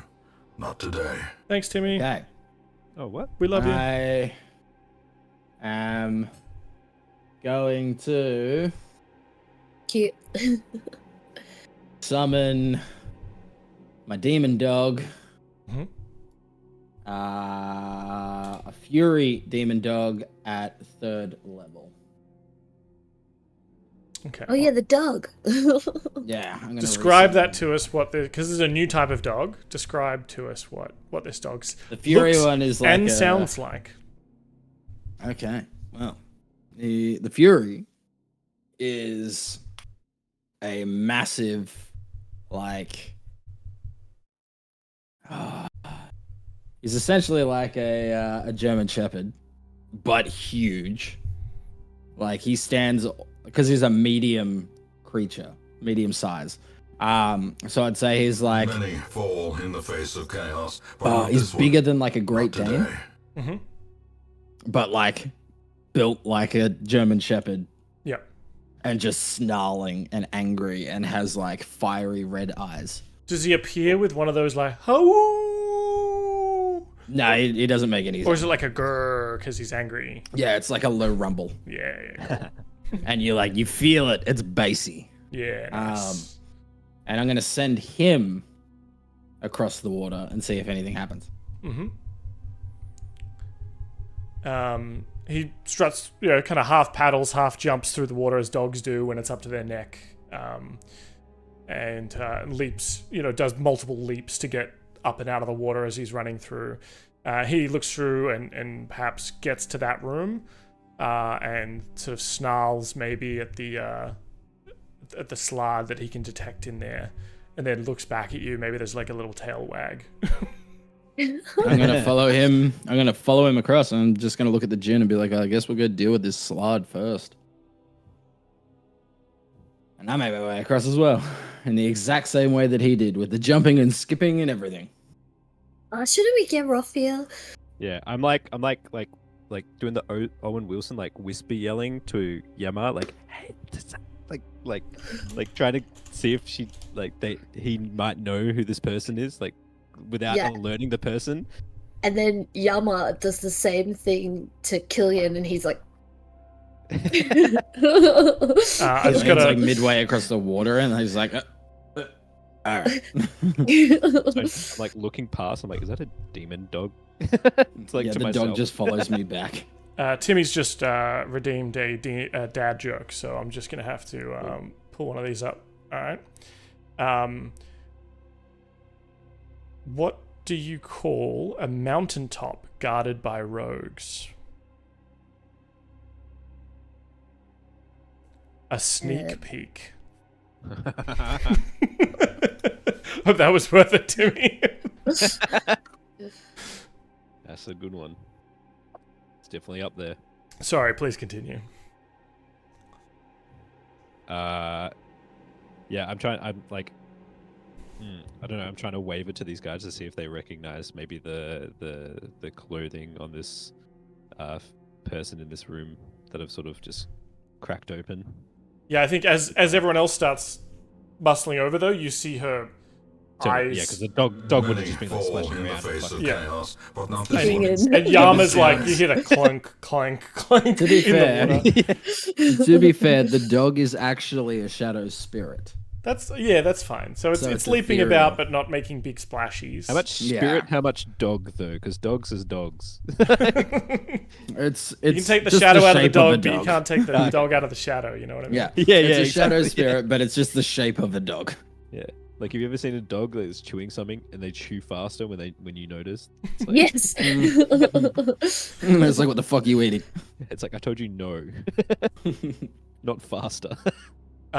So her eyes are kind of like, rolled into the back of her head kind of thing. You can't really see much, but, from behind, you get that kind of feeling. And there's the splash, splash, clank of Yama coming up, and you see her take her hand off and kind of snap around and look at you. And we're going to roll initiative. Ooh. Yes. Time to fight. It's my favorite.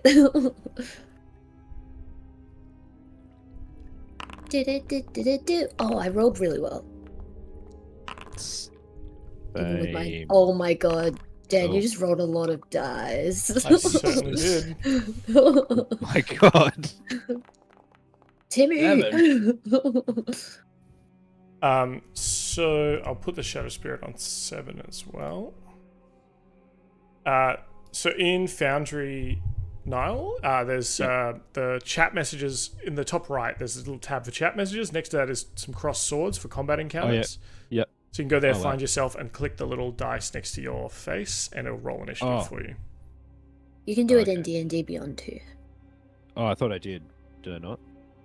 I didn't see it come through. Mm, I saw you it make an might- intelligence check. That might Oh be. yeah. Oh, wait, that's probably why. We'll ignore that. Okay. Wait, advantage, normal, disadvantage? Just normal. Unless you have any special things that give you 8. Shit, I probably do. Do I have anything? Where would it be in actions, would it? Features, probably. Oh, features. There might be some class features. I don't think so, but yeah.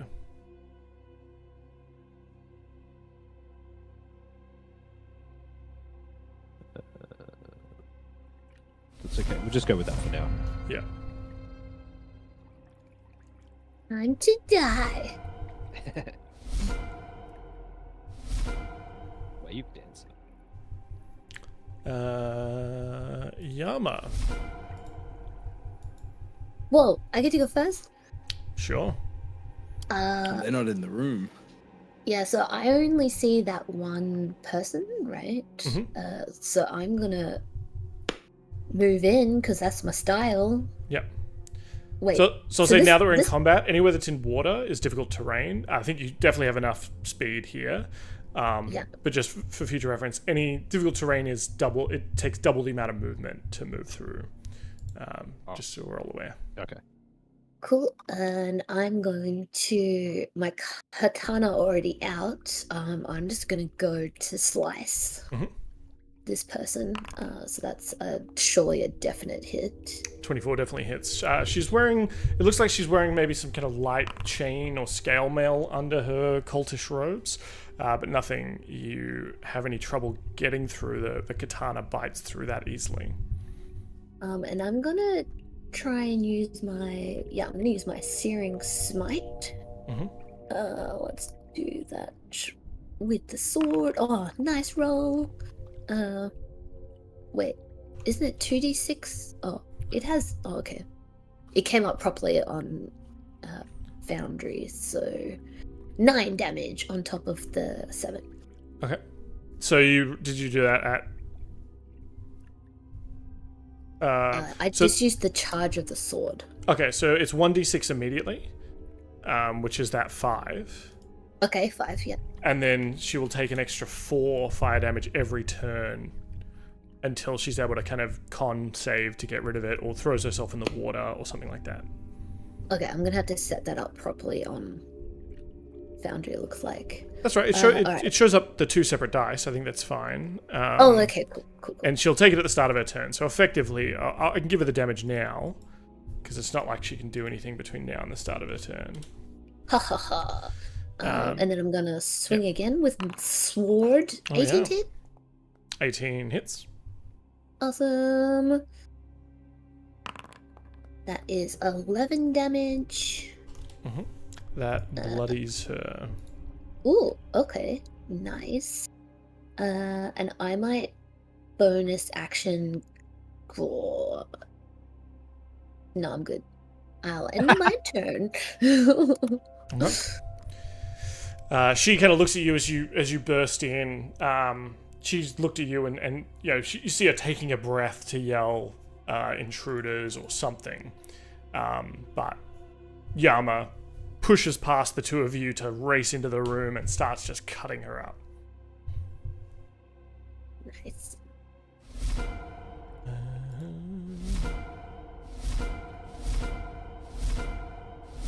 Rafia, it's your turn. Hey, okay. Hell yeah.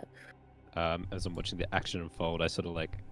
It says I have dual wield. So can I wield my my rapier and my dagger? Normally you can. I mean, narratively, you'll just have to like drop that torch that you were holding. Oh yes, yeah. Okay. But you can definitely do that, and then draw those 2.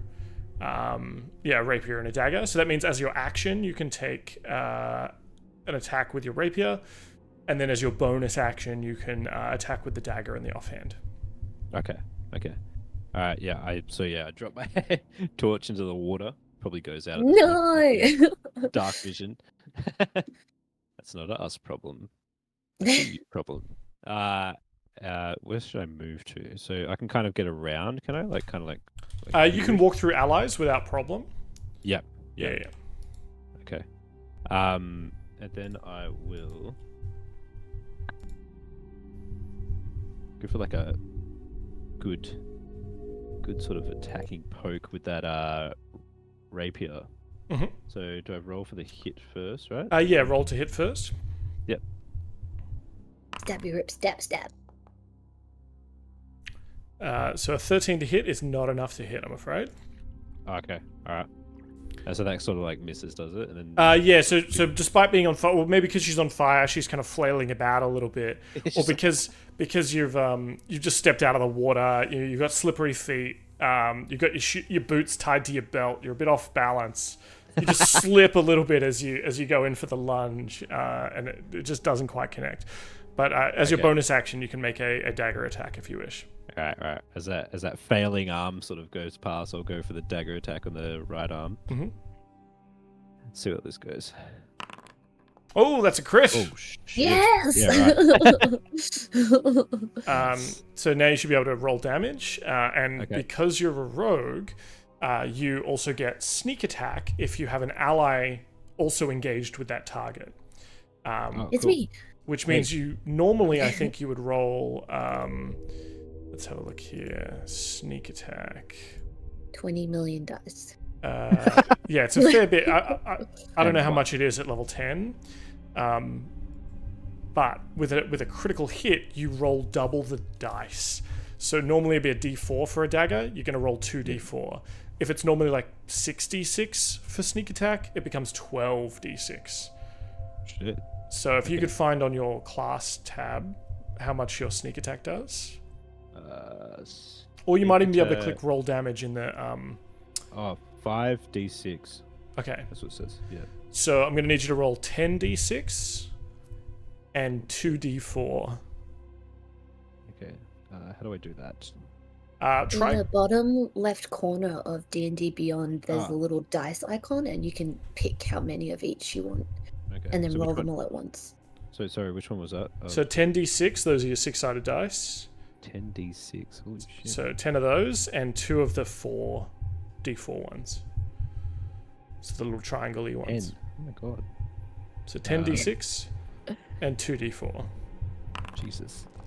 Let's keep him around. Okay, so that's just the sneak attack, not even factoring in the Yep. more than enough to murk this lady. I think she's well dead. Yeah. How do you Okay. want to do this? Describe to me. So the rapier shot goes wide. Yeah. Daggers in okay. hand. Describe to me how you murder this lady. Yeah, it's kind of like a so as like I've swung left and through her, I guess I've sort of like span around and sort of like as the dagger is like hilted this way, it sort of slips past through, and then I grab the handle the other way, so it's kind of like I'm facing down, and I've sort of like gone around and just like maybe sliced right under her neck, sort of thing. Mhm. Yeah, and then sort of spun back around and grabbing my feeding. And as you slice the neck, it's a very Martha Wayne situation.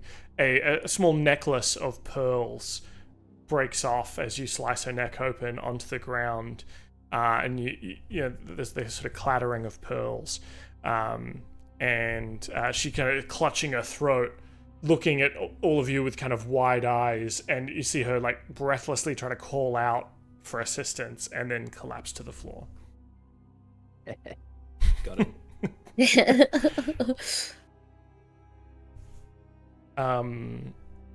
Cool. Sweet. Anything else Hell from me? yeah. Can I go for the pearls? Sure. Can I like before the pearls hit the ground, I sort of like caught them with Ooh. the rapier, just like Sure. knife's edge sort of thing. It kind of wraps around. There are 6 pearls left on this string, and when you look a little bit closer, they look like regular pearls, and that they're kind of white off pinkish. But you can see that there's almost like a roiling amount of water within each one of them. Ooh, Ooh, love a good pearl. the candy. Yeah. Sweet, awesome. I'll take that. Mhm. Just like sort of like slide it off the back of the blade, and it sort of like slides down into my hand. So if you want to write on your character sheet then that you have a necklace of pearls Okay. Sweet. that has I'm gonna 6 pearls on it. Should we put It that may not be like a into- proper item. You might just need to like add custom item. Okay. So what was it pearl? Pearl necklace. Rafia got a pearl necklace, baby. Yeah. 6 pearls. Yep. Sweet. Then you also have like a belly button ring or something. Yes. Did you write that down as well? Topaz belly button gemstone. Yeah. There we And go. I put Topaz. in Did you put it in brackets your worth a belly lot. button? What? Yama can pierce it for you if you like. I'm good. Draw the line at piercing. Alright. Well, I think that's Stab. that's a pretty good turn. So we'll move on to Cillian. Yep.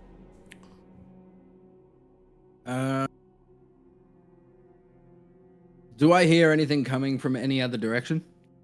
Since they've just murked the person in there.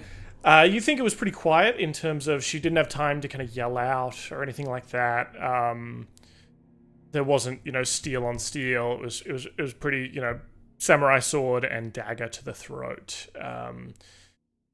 You can hear though, sort of in the distant caverns, and it's quite hard to tell where it's coming from because of all the twists and turns and echoes. But there's definitely some kind of like chanting going on deeper within the caves. But by the time it gets to you, it sort of just sounds like a cacophony, and it's kind of broken up a lot by the sound of the subtly lapping water. Well, I am going to. So it's difficult terrain, yeah. Mm-hmm.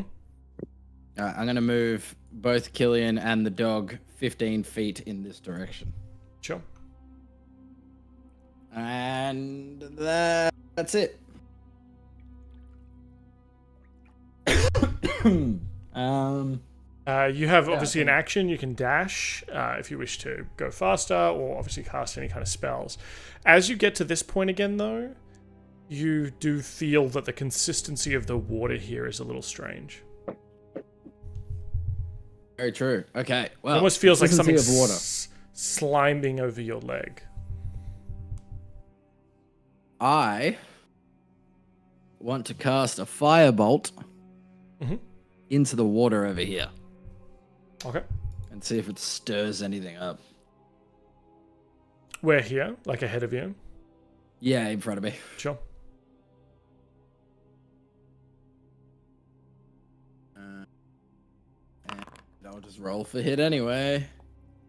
It's a 25 to hit the water. Yeah, give me damage. 4 fire damage. There's sort of a hiss of steam from where the little firebolt goes into the water, and then you see the water rise up around the steam and start curling up, and a figure forms out of the water in front of you. Great.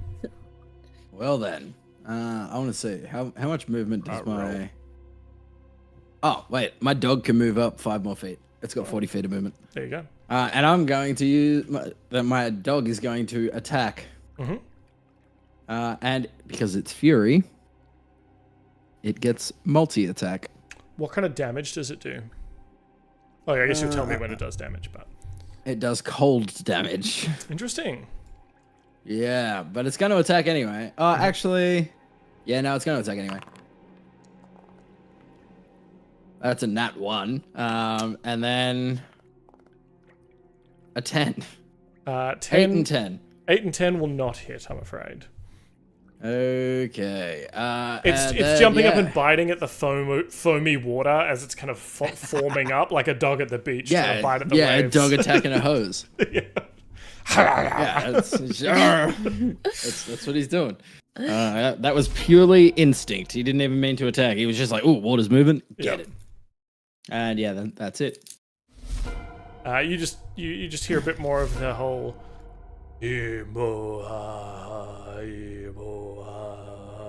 of chanting going on in the caverns beyond. Yeah, you cut Dan, out I there. couldn't hear you. I think my Oh, there we go. I think Discord noise gates culty chanting, so it just didn't want me corrupting you like that. I'm so sorry. How Thanks, dare. Discord. Keeping us safe.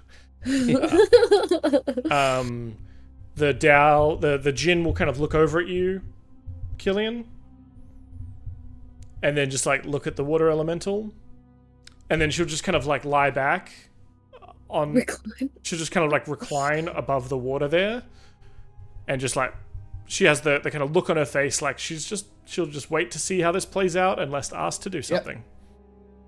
All good. I don't want to waste that magic. Fair. I'm saving those last 2 magical things. Oh god, water elemental. Yeah. Can enter a hostile creature's space. It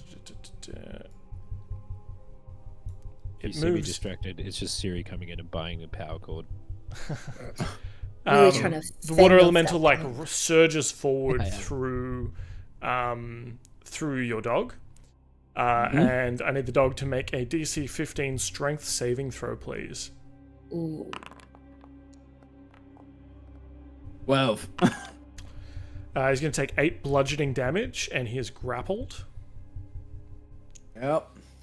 Ideal. And restrained. Wow. Well. Does your creature need to breathe? I don't think so because it's a spirit. Yeah, fair. Grappled. Restrained. Until this grapple ends, so it's a DC 14 strength saving throw to escape, or like acrobatics to kind of get out. Target is restrained and grappled and unable to breathe unless it can breathe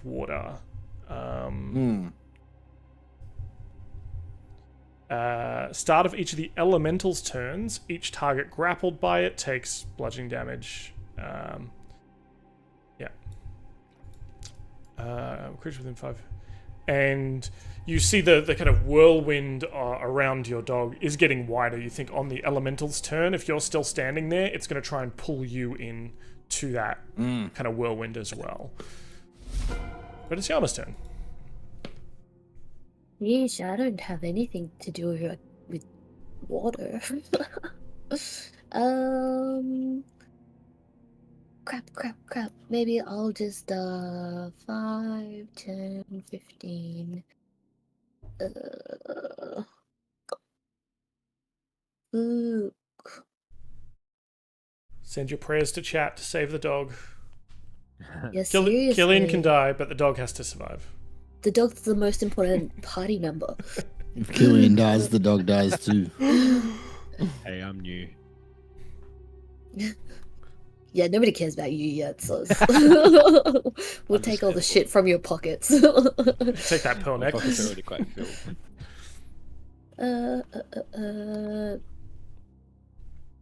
Oh, okay. I'm going to. Shit. I don't have enough movement. I might actually I might just like double move, but just moving an extra 5 feet, and I'm just gonna make sure that I'm within 5 feet of Cillian, and I'll just kind of ready my swath of reactions. Sure. No worries. Rafir. Sweet. Okay. So I can move. Is that right? 30 feet? So normally you can definitely move 30. Once you hit the water, movement will eat up double. So each square will be 10 feet after that. But you do have some cool wings. You do have wings. What? Yeah. Okay. Maybe I'll like... So wait, he's not a tiefling. He is. I am. Okay. They might be Yama like butterfly wings. Okay. Maybe as where it is. We couldn't bring another rogue in that also couldn't fly, or that it'd be too weird. We know your other rogue can fly, so this rogue has to be able to fly, or else you just feel weird. It's not complete without a flying rogue in the party That's right. who constantly rolls nat 20s. I should just retire from rolling now. Yeah, okay, you're done. Yeah. Alright, I'll D&D debut. From hearing the danger going on, the sounds of squealing dog, probably demon dog, may I add. Can I I've got the ruler tool. Can I kind of go about here-ish, I guess? I'll go Yep. Oops. I'll just quickly push the wings out of my jacket and just zip, kind of dash out to out here. Before I did that, I sort of sheathed my weapons, I guess. I do have a crossbow. Is it cool if I pull that out? Sure. So do I have to equip it or something? What do I have to do? Normally it'd be, I think, a bonus action to equip something. Okay. Yeah, but I think you, as part of that, you can, or bonus action to sheathe your weapons, and as part of the attack action, I think to pull it out for you to Okay. So as the attack action, I sort of ready my bow. Yep. My short bow. Cool. Do I need to click to make the attack? Oh, make the attack. Okay. My God. Which one am I rolling? Sorry. So if you go into your actions, there should be the bow there if you've got it equipped. No. Okay. Oh, whoops. Clicked it. Oh, there it goes. Cool. It's just taking ages. Rolling. 13, unfortunately. Actually, will it hit? It will not hit. Yeah, it just okay. miss. Damn. So you jet out on your wings, bare feet, pull the bow out, loose one, and it just goes through the water of the elemental, and just kind of gets stuck there, and then slowly sinks to the ground. It just like floats away, and I'm like, ah. I'm not gonna get that. Like, I'm more worried about losing the bolt of like the crossbow that I missed. I mean, maybe you hit it, but it just didn't hit a good spot for it or whatever. Okay. For sure. But you also think, as it hits it, or also as that bolt goes into it, you think that mundane physical damage is not very effective against this thing. It's like trying to punch water. Yeah. And meanwhile, Yama's like, "You could fly this whole time." Do you respond to that, Raphia? I just sort of like shrugged. Like, I look at Dylan and like, does she not know what we're capable of? Sorry, Cillian. I don't have wings. Oh. Yeah. Wait, so not all tieflings have wings. You have wings, horns. And no tiefling I know of has wings. I know of another race that is similar that do, but no one I grew up with had wings. I point to like Cillian to sort of break the ice. I'm like, you're from the north. That's why. No, I'm from the deep south. Yeah. Canonically, Cillian's his accent is actually like, yeah, I'm from the south. No, you brother. It's like McCree. He sounds like McCree. The kid ready to use fireball was ready to wreak havoc. Yeah, just give Cillian the nod of approval and the big chin up. It's high noon. So while Cillian's from Texas, I assume Raphia's more from like Arkansas. Yeah. Let's go with that. Cillian is going to.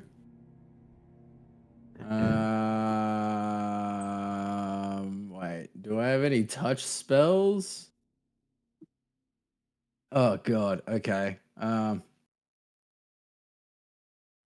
You know what? Cillian's going to take a step back. Okay. Aren't I right there? Yeah, 2 steps back. It's going to trigger an attack of opportunity. Mm-hmm. I will accept that.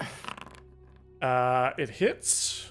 Oh, before you say what it rolled, I'm going to give Cillian a +4 to his AC. What is your armor class now, Cillian? 21. It does not hit. Yes! Victory. Nice. I'll tick that up. And then I am going to cast Toll the Dead on it. Mm-hmm. Because it is the only spell I have that isn't fire-based. Yeah. On fire the mage. water elemental. If target is many... Is it missing any hit points? It is missing 4 hit points because you hit it with that firebolt. Oh, very good. Okay. Well, yes, it's missing hit points, so I'm going to roll that. That is a DC 19 Wisdom save for 12 necrotic damage. Okay, it definitely fails that. And it takes 12... Oops. Bloody Foundry. It's nonsense. It takes 12 damage. Then, that's basically it for Cillian. And then Doggo. Yeah, so the doggo at the start of its turn takes 16 bludgeoning damage. Oh, Jesus Christ. Yep. And I have to use my action to get out. Or can I attack while grappled? You can, you'll be at a disadvantage because you're restrained. Wait, what is this? Within 30 feet.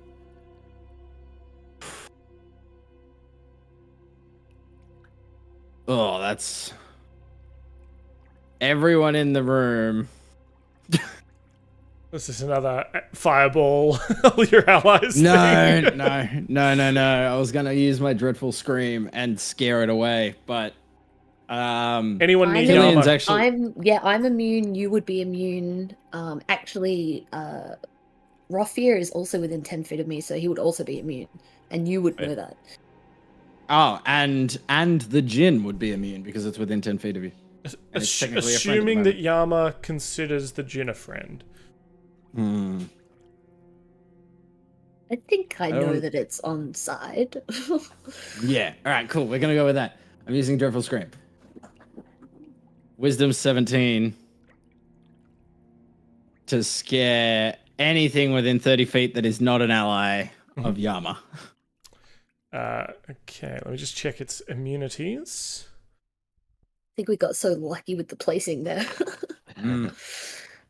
I don't think the immunities are going to matter because I rolled an 18. God damn it. No. And then, all right, Cillian will just be like, can you just get rid of that thing?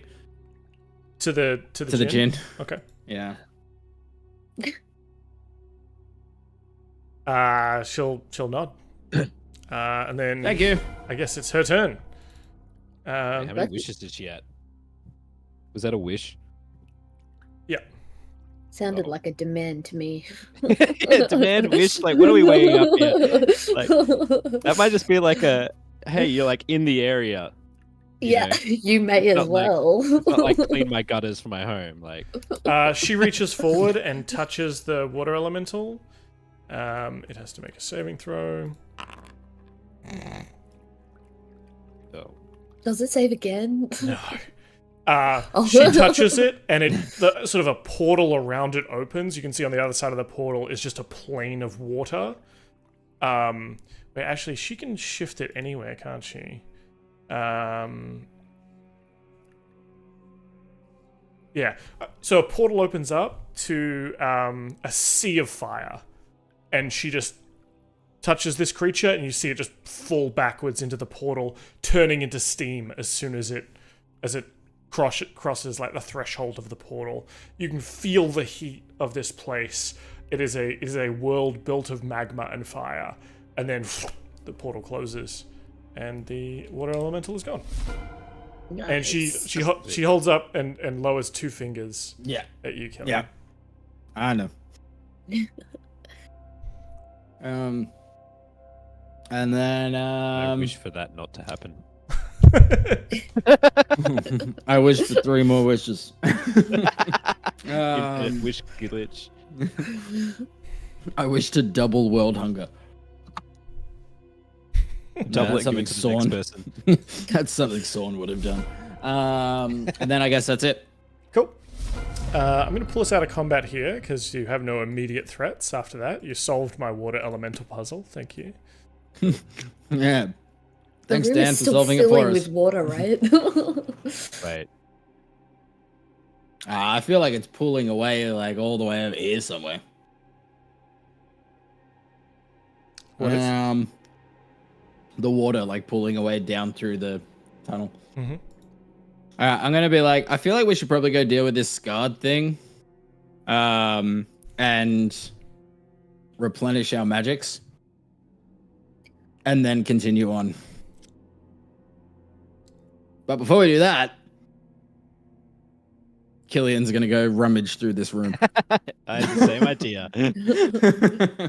Well, why don't you No. both give me investigation checks then to see what we uncover?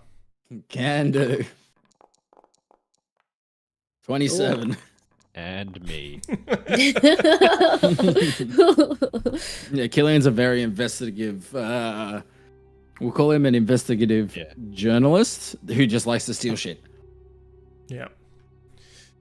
All right, so Raphir, you're kind of having a look. You get distracted though by the pearls that you've grabbed, and you've noticed that like they kind of snap on and off the necklace. You can kind of snap them on and off, and when you're holding them, they feel like those like, are they massage balls, or there's ones you can turn that like they feel like they've got like a ball bearing in them, like they move differently inside. Oh yeah. Or like Yeah, they have maybe. momentum. If you move them, they feel like they spin and have momentum inside. Oh yeah. So there's definitely like something inside these pearls. Ooh. Okay. In each one of them? Like Yeah. kind of like, oh wow, okay. Can I look at that? Here, Cillian asks. He's asking. Well, I'm saying, and this is why Rafi is not looking at the room, because he's Yeah. just distracted by like these pearls. I'm sort of like looking at them, and I'm very like obviously entwined with my values of money. So I'm so very haphazardly giving it to you, but like holding one end. Like, yeah, you can look at it, but like with a tight grip. Yeah, it's like handing someone $100 that you lost a bet to. You know what I mean? Like it's kind of like Cillian's like, yeah. like looking at it, and he'll like snatch it away quickly because he wants to like look at it from like all angles and make like an Arcana check on it if Sure. that's possible. Yeah. 27 again. God damn. Rolls. You've seen you've never seen this before, but the smell of it, the weight of it is definitely something you've encountered something similar before. What is Cillian's experience with a necklace of fireballs? That's the whole reason Cillian knows Fireball. So it's not that, Okay. Oh. but Plot twist. but this is magic perhaps you've not seen before, and is more kind of native to this area. This is a necklace of ocean pearls, and if you detach a pearl and throw it up to 60 feet away, it does a water equivalent of a fireball. I'm gonna relay that information and then hand it back and be like, I don't know. I don't think it's worth, like, it's probably worth some money to someone, but I feel like it's also very useful. Because I make big explosions of fire, this will just make a big explosion of water. Okay, cool. I'm like, We could sweet. we could smoke bomb people with these. Like if we tie them together. Yeah. But you're saying I've only got how many uses, essentially? 6. Because of the pearls? 6 uses. Yeah, okay. I'm like, okay, sweet. And sort of like, instead of like, you know how you can kind of like wrap a necklace into itself, I'll sort of like put it around my wrist on my right hand sort of thing, rather than around my neck, just as like a, break in case of emergency if I needed to throw some fire water balls. Yeah. Need a better name than water balls, surely. It's called Yeah. Aqueous Blast. Okay, then that's cooler. Yeah, Aqueous Blast. I'll write that down. I'll Bracelet of Aqueous Blast. Yeah. It is a 3rd level hydromancy spell, which does not exist in kind of the normal books. I'll put a screenshot of the spell in the Facebook chat for you there. Sweet. Did I find anything cool in the room? And I'll Yeah, be like, excellent. yeah, thanks, man. When he hands it back. I'll be Puts it stoked back because in the I've got pocket. necklace. Yeah. You kind of look around the room. This orb in there, that's kind of letting off this pulsating glows. It is affixed to the floor. There's almost like a stand that it is affixed to. As you like walk past it, you can feel almost like there's eyes on you, and you're looking at it, and it's looking at you, and you're looking at your cloak, and your cloak's looking at it, and it's looking at your cloak, and it's just... We're all doing these ones. Yeah. And I'm looking at these guys like, what the hell's going on? You find though, as you get closer to it, you can definitely feel kind of like a malevolent presence, and it sheds this sort of like sickly yellow light, very similar to the lighthouse, if you remember, up the top. Can I touch it? You can try. I don't like the sound of that. I'm not touching it. Okay. I think no, fuck it. No, Cillian's gonna reach out and put his hand on it, and like try to commune with whatever's on the other side. Mm-hmm. Give me an intelligence saving throw. Oh jeez. Ah, well, I've got those. Yeah. So your mind is kind of rocked by what feels like a much larger, slower intelligence. Something that you are just a speck in the eye of, kind of thing. This is like trying to commune with a world turtle. If for all my Discworld fans out there. Maybe not to that scale, but you see almost like an overview of the town, and it comes to you in flashes, almost as if like the flashing of the lighthouse. You know, it's or like lightning lighting up an area. You see it flash and then darkness, flash and then darkness.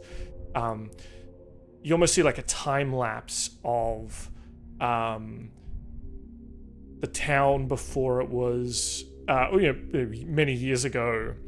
Them building the lighthouse, them having the festivals, people being led into the water, and riches showing up on the shores of this cavern. All the while, a hunger that is always growing, no matter how much it is fed beneath the waves. As your hand is kind of rocketed off there, the last thing you kind of see is that they constructed that lighthouse maybe like 3 years ago. It was constructed to encase something. I'll relay that information. It was like constructed around something, not... Yeah, the big purple fucking thing that yeeted me across the room. Mm-hmm. Alright, anyway, going back. Anything cool in the room? Yeah, you see a fist-sized glass orb that kind of glistens with iridescent sunlight.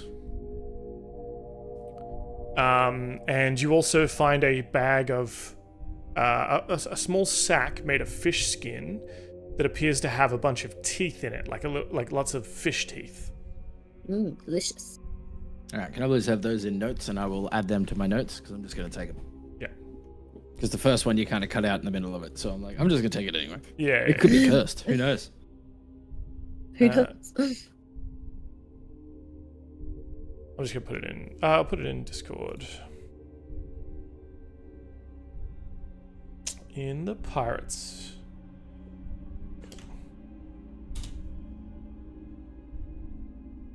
So for everyone playing at home, the bag of teeth is a small sack made of fish skin containing a handful of quipper teeth. As an action, you can open the bag and scatter the contents in a body of water, summoning a swarm of quippers. Which is it's a swarm that is hostile to every creature, including you. Yes. The bubble barrier is a glass orb that, when you would take damage or are forced to make a saving throw against an effect you can see, you can crush the orb as a reaction, destroying it, but enveloping yourself in a protective bubble, which functions as a resilient sphere. Okay. I'm going to pocket those and then move out of here and be like, yeah, let's go deal with this scarred thing. Scarred? Whatever. This thing over here. Sure. So you enter back into this small room. The smell of brimstone and sulfur rejoins your nostrils. On the floor of the chamber, as I mentioned, there's a pattern traced in coral salts surrounding an ornate shell container. Its lid covered with figurines of prancing frog-like humans. How do you suppose that we handle this, lad? I'm just going to talk to him. You there? What, you think he's just going to give you what you want? Oh, no, I'm going to kill him. But I'm going to try and provoke him. Okay. Yeah. You there, fish fuck. Yama's going to assist by looking really, intimidating as well. I'm just going to stand there with my arms folded. Yeah, you guys just see me essentially yelling into an empty room. It looks at you as the four of you, the three of you and the dog, and I guess the djinn not too far behind, enter into the outer areas of the room, beyond the pillars, beyond the salt. You feel kind of a prickle on your mind, and in your head you hear a voice that says, "You can see me." Yeah. You can see me. Why don't you come closer? Why are you trapped by some salt, bro? Put that on my food. These Humans were very cruel and locked me up down here. They're doing terrible, evil things. You should let me go. We're also a terrible, evil thing, from what I know of your kind. That's hurtful. Oh, I mean, it won't be as hurtful as a fireball if you try to attack me.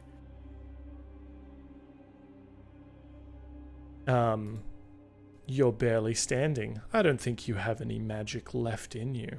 Oh, and I'm gonna like turn to the djinn and be like, that thing in the middle of the room, if I break that, is that bad? She says, "Oh, it's like a binding circle. If you cross that or interrupt that salt, it will break the seal." No, I mean the thing in the middle of the salt with the fish people things on it.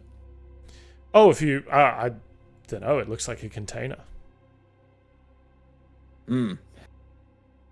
Well, how big is a 30-foot sphere in here? I think it's like the whole room, isn't it? Oh god. I need to just 1 second. Oh, there you go. Oh. So that's a 30-foot sphere. Yeah. What the hell are you casting Spirit Bomb? I was gonna cast. Oh wait, is it 30 or 20 feet? Fireball is. It's 20 feet. Thank God. So it's still the whole room.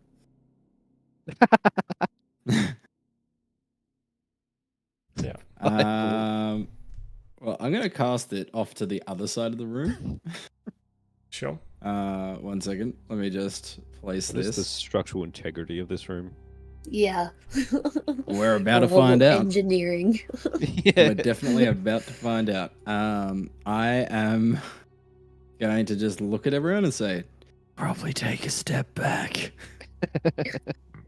Oh my Yep, God. one of those big steps that I've been talking about. Shadow Spirit just knows to take a step back as well. I'm going to stand here and I'll be like, Yama, get behind me.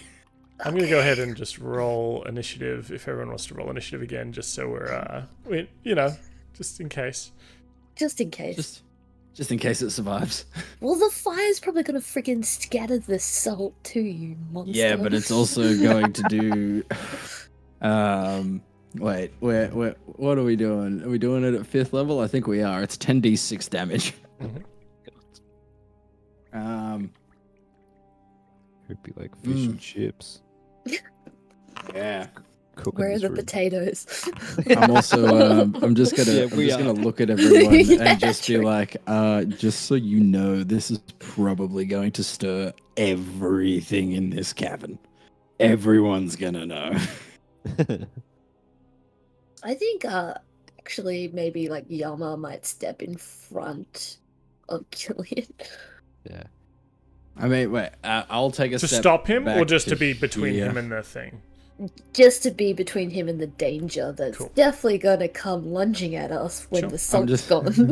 I'm gonna say to Yama, take 1 step back, and I'll make a step back as well because I feel like you Okay. might get singed.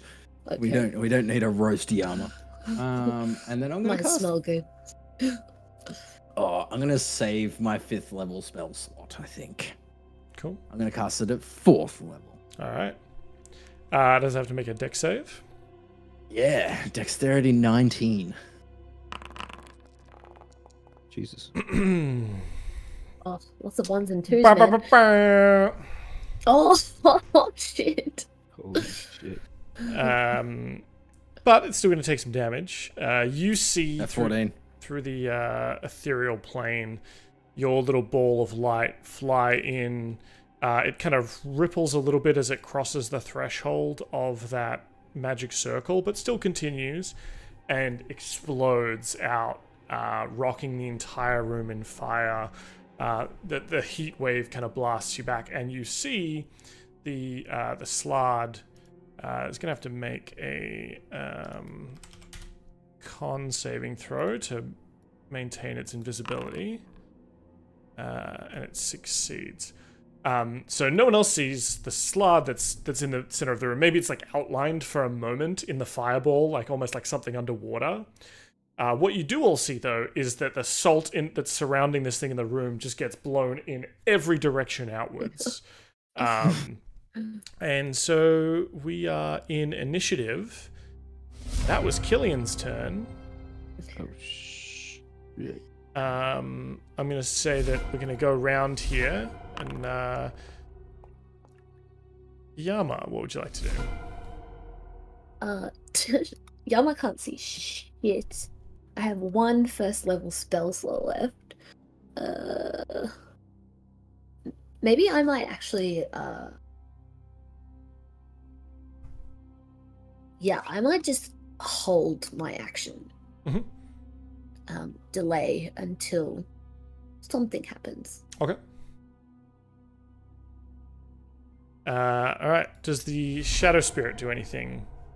It is no longer... Shadow Spirit will just sort of jump forward and hold its action as well. If it like senses anything go past it, it like will try and bite. Try to nip. Yeah.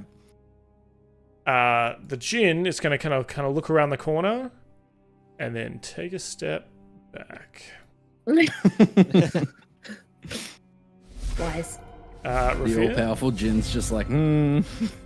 Rafia sort of like coughs because all the sand that would have been blasted down this hallway towards us would have gotten his eyes and face and mouth, all that.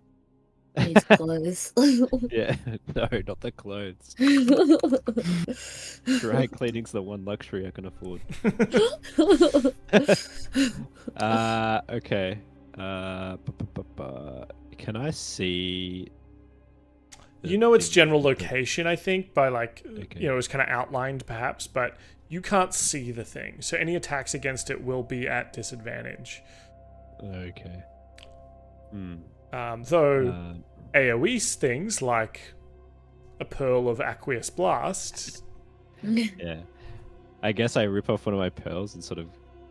Is it like a physical thing I sort of put at the end of my thing and sort of like flick it into that room? Yeah.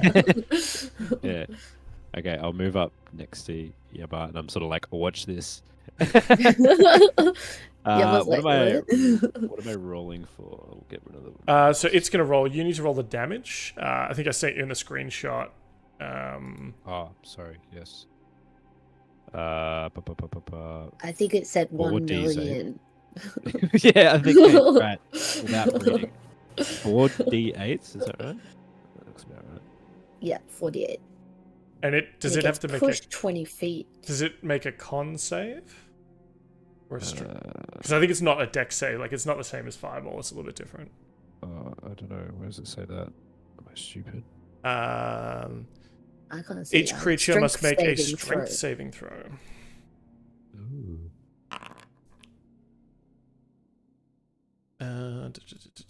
What is the DC 15? It fails that one. Yes. Actually. Okay, so Hold on. D8. Slard have advantage on spells. Damn, Slard. Suck it, it saves. So it's going to take half damage. Okay. So have you rolled the 4d8 bludgeoning Doing damage? it now. Yeah. Oh my god, 3 ones? So Are you many kidding ones. me? That's so bad. Bro. Yeah, look, magic, not my thing. Josh hired the wrong assassin. You look at Cillian, you're like, you're right, this is worth nothing. Yeah, like stupid necklace. So the little ball of light goes in, boom, big fireball throughout the room, scatters the salt everywhere. You can kind of see the outline of this creature that Cillian's telling you about. So you palm one of the pearls off the necklace and pew, flick it over there. When it lands, an explosion of water in every direction. You can see it hitting something invisible, and it's rocked a little bit, but not massively. It's like those, if you've seen Black Panther 2, the bombs that the Atlanteans have. That just explode in a shit ton of water. It's kind of like that. Oh, wow. That's cool. Cool. It's the Slard's turn. Bring it on, Slard. Slide you later. How long were you working on that for? Yeah, a lot. We worked with it. You can see, just because you're the only one that can, Cillian, that the Slard, you can see like its outlines, kind of, where it's been singed and where it's been kind of battered by the... Cutting out, I think. Can you not hear me? How about now? Is Now that we better? can. Cillian, you can see the outlines of the Slard in the ethereal plane, where it's, had some singed flesh and some battered flesh by the water. You see some of that starting to knit back together. It appears to have some kind of regeneration ability. And it raises a finger at you. It smiles, a predatory smile. And a ball of light starts emanating on the tip of its finger. And then starts flying towards you all, packed tightly in this corridor. God. What's it called? That thing. Well? Let me Oh, I have moved. Oh, can I do a reaction if I haven't like technically acted? Yeah, sure. Okay, can I counterspell? Oh no, I don't have any spell slots left. Sucks. Okay, I do not. Can I dodge? Uncanny dodge? Well, you're all gonna... if no one's counterspelling, no one's stopping this. Yeah. Can I do it? Yeah, I'll counterspell it at 3rd level. Okay. Wait, is it targeting me or everyone? Can I discern that? It is a location, right? Because it's... Yeah, okay, I'm going to counterspell. Yeah. You see the bright light kind of emanate like a fireball would and start streaking towards you, and you're able to counterspell that. Yeah, and I'll be like, nope. Hell yeah. That's good, because it would have done 8d6 fire damage on a failed save. Yep, it wanted to cast my own spell back at me. I know what that spell is. Oh, fuck you up for trying to do that, Mr. Slard. It kind of hisses in your mind. You're not the only one who masters fire and water.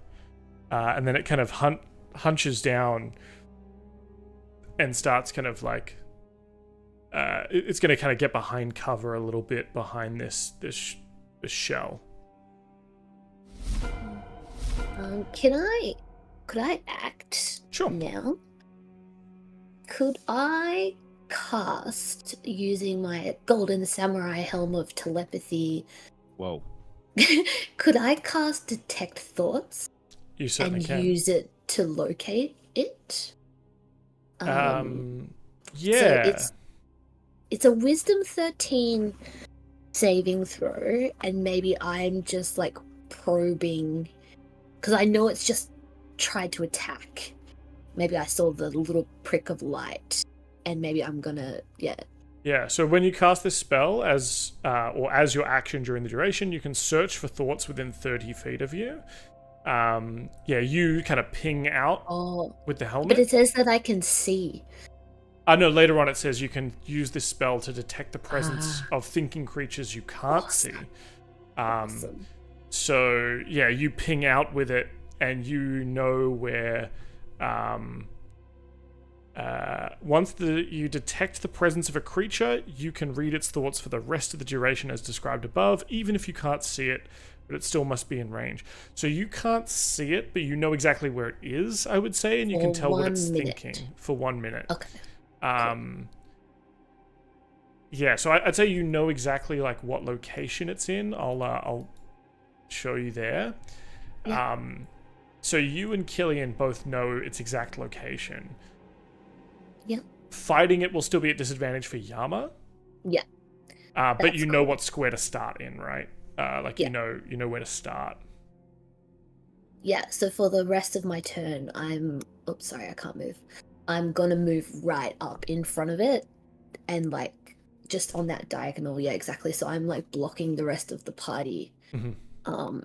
And I'm just gonna end my turn there because that's my move and my action. Sure. Cool.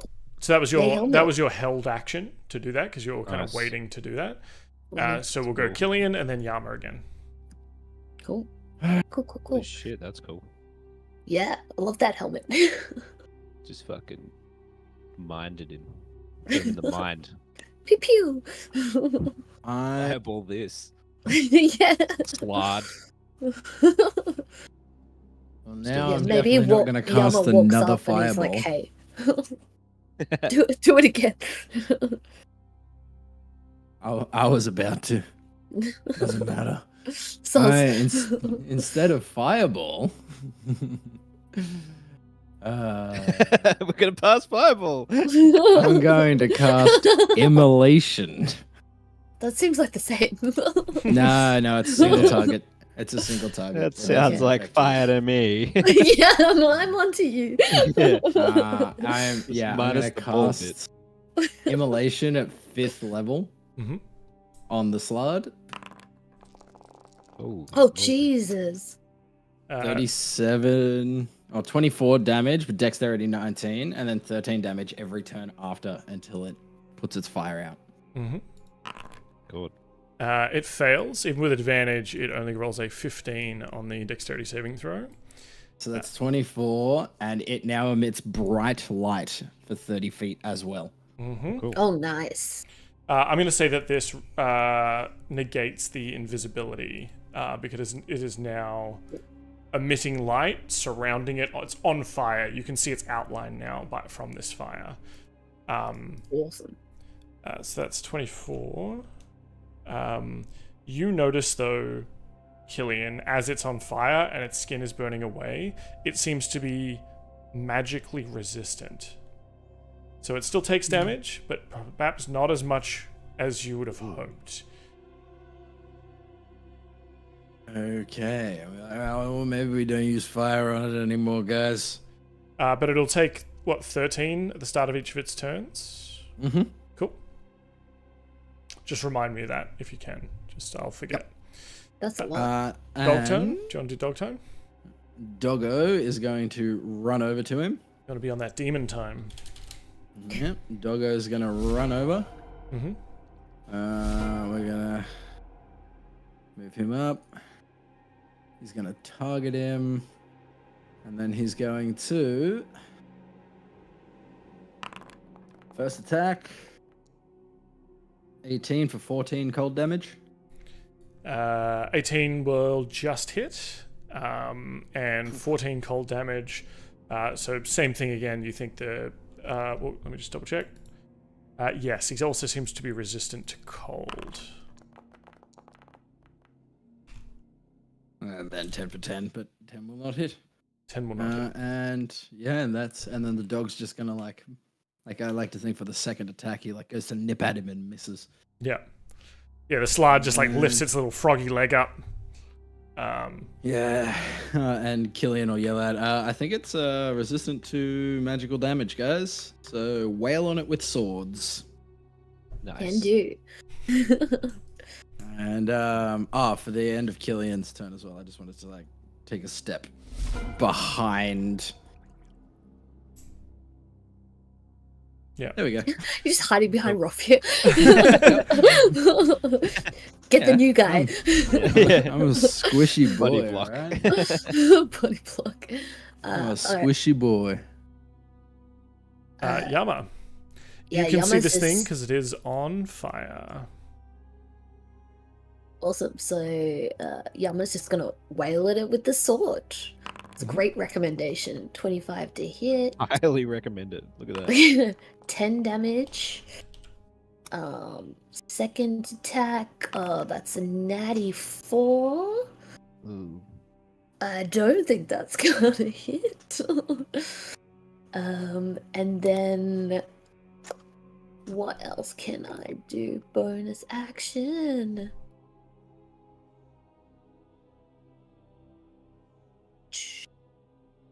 They get cool dice like that.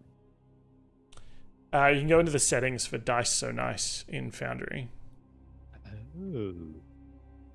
I think it's in the little cogwheel game settings Yeah.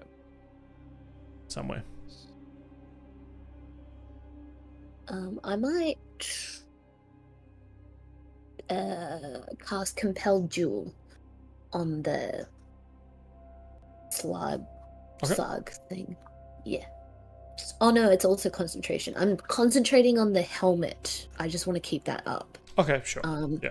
Would you say that maybe that gives him disadvantage on attacks against me, maybe? Excellent That question. would be pretty cool. Because you'll know if he's about to attack you, right? Because of those surface thoughts. I'll allow it in this instance, because I think it's a really cool use of the helmet. I reserve judgment to take that away if it's OP. That's cool. Then I'm not going to take any further actions. I'm just going to keep focusing on like reading his thoughts. Yeah. Yep. Cool. The djinn kind of floats over past you, Cillian, and he's like, "You got this?" Yeah, I think we're good. Okay. Rafir. Okay. Right. All right. So, upon hearing about Arcane being nerfed against this guy, I guess do I equip my rapier and my dagger again? Sure. Probably best, Yeah. right? Yeah. All right, let's go with that. All right. How far can I go? So 30. Am I disadvantaged in here as well? This is it's all above water. Sweet. So how would I go about stealthily going, like, kind of coming up behind this guy?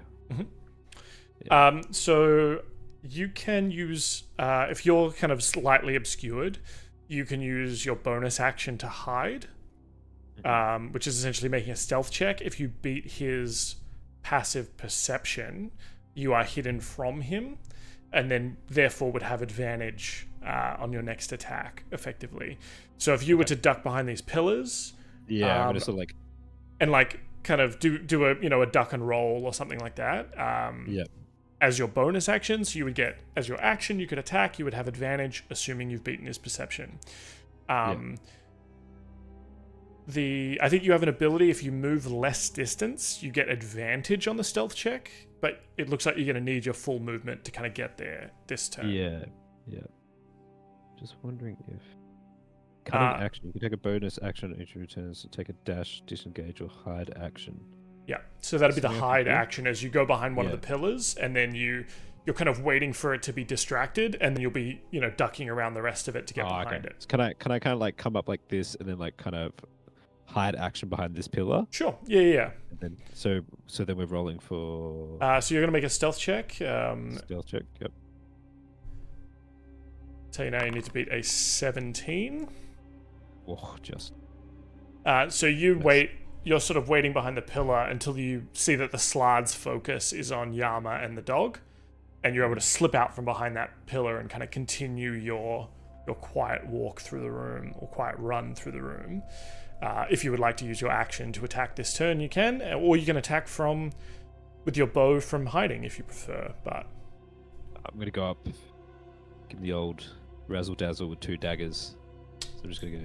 So because you use your bonus action to hide, you'll only get to use your action with the rapier. Wait, say again. Kind of. Because you used your bonus action to hide, you won't get to use your offhand. Oh, okay. If that makes sense. Would it be beneficial for me to just keep sneaking around, or? Well, you can attack with your bow. I'll say you'll have advantage with that attack. You can still get sneak attack with the bow. Okay. Your rapier does have +1, so it is slightly better, does slightly more damage, but that's the trade-off, right? Yeah. We'll go with the bow since Yama's already there. So go for roll an attack for the bow with advantage. Okay. Do I? Is that with sneak attack, or is that? When you do, if you hit, you'll do sneak attack. Oh, okay. Yeah. Okay. So roll to hit. Okay. Yep. 22 will hit, so you should be able to click roll damage and roll the bow damage and the sneak attack damage. Oh, sweet. Holy shit. There you go. So 22 damage. Awesome. It's kind of like veins tumble, kind of like tumble out, and you go for like that big crossbow shot. Yep. Awesome. So whilst it's looking at you, Yama, it's on fire. You can see it there burning. You kind of duck behind one of the pillars and pull the bow out and fire, catching it in the shoulder, and perhaps knocking it back a little bit. Is that all the movement you want to do? How much more do I have? Got like 10 more, is it? I think you've got 30 total. Oh, okay. Oh, so just moving 15. Yeah, okay. I'll just move around to this other pillar, just Sure. in case another fireball comes out. Would I do that to you all? It seems to be regenerating, but it also takes fire damage from this cloak of flames. How much fire damage do we get, Cillian? 14. That is more than it shit. regenerates. Nice. Oh, wait. No, because it's resistant. Because he's resilient. Suck it, bitch. Have you resistance? Alright, the Slard is going to make 1 bite and 2 claw attacks. I'm going to say it's going to try and bite the dog back because the dog's trying to bite it, and then it's going to try and make claw attacks against you, Yama, and there'll be a disadvantage on you. First one, bite on the dog. 11 to hit. Probably not going to hit. Attack disadvantage on Yama with the claws. 24 to hit. I shouldn't be telling you, but Oh, true. No, that's okay. Hit. and the second one will hit as well. I will buff that one. Okay. So a +4, so it has to be the 24. Yeah, the second one does not. Just the first one does. So 24 was the first hit. 20 was the second hit. So only one of them hits you. That's 13 slashing damage with its claws. Just non-magical slashing? No, these are magic weapons. Its claws are magical. How dare! That's going to be its turn, though, as it goes to Spirit Dog and Cillian's turn. Spirit dog. Oh, does it get to make a con save, yeah, to try and shake the... Yeah. How do you like a dirty 20? Well, it wins by 1. But it still takes 13 cold damage, followed by... nothing. Well, it's no longer on fire. Like a good nothing. You have bloodied the creature, though, with that attack. Ooh. Well, Cillian will now, since the dog has bitten, it's Cillian's turn. With the fire winking out, though, it is now no longer visible to anyone, though Yama and Cillian know where it is. Yeah, I can actually see it. Yeah. I'm going to run over to it. But I'm in control of the dog, so I can't move Cillian. Oh, sorry. There you go. So I'm going to run over to here, because I can make it to there. And then, as I'm running over, like, Cillian's got his rapier out, because he's been walking around with it.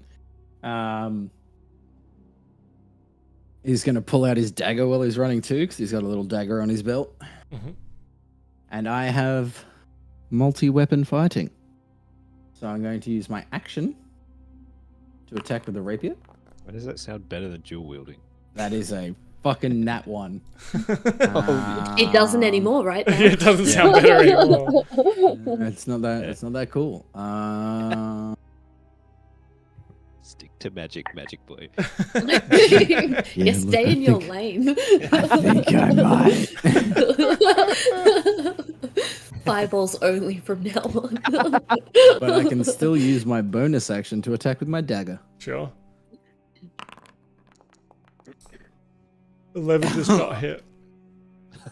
And Cillian's just like, well, Shit. he's just kind of like twisting his foot in the sand like I tried, guys. Trying to show off for the other tiefling. I saw Pauly do it. It looks so cool when he does it. Yeah, I'm like, that's it. Yeah, we have another rogue. He has wings. Right. Like, yeah, I'm doing the twisting in the sand thing.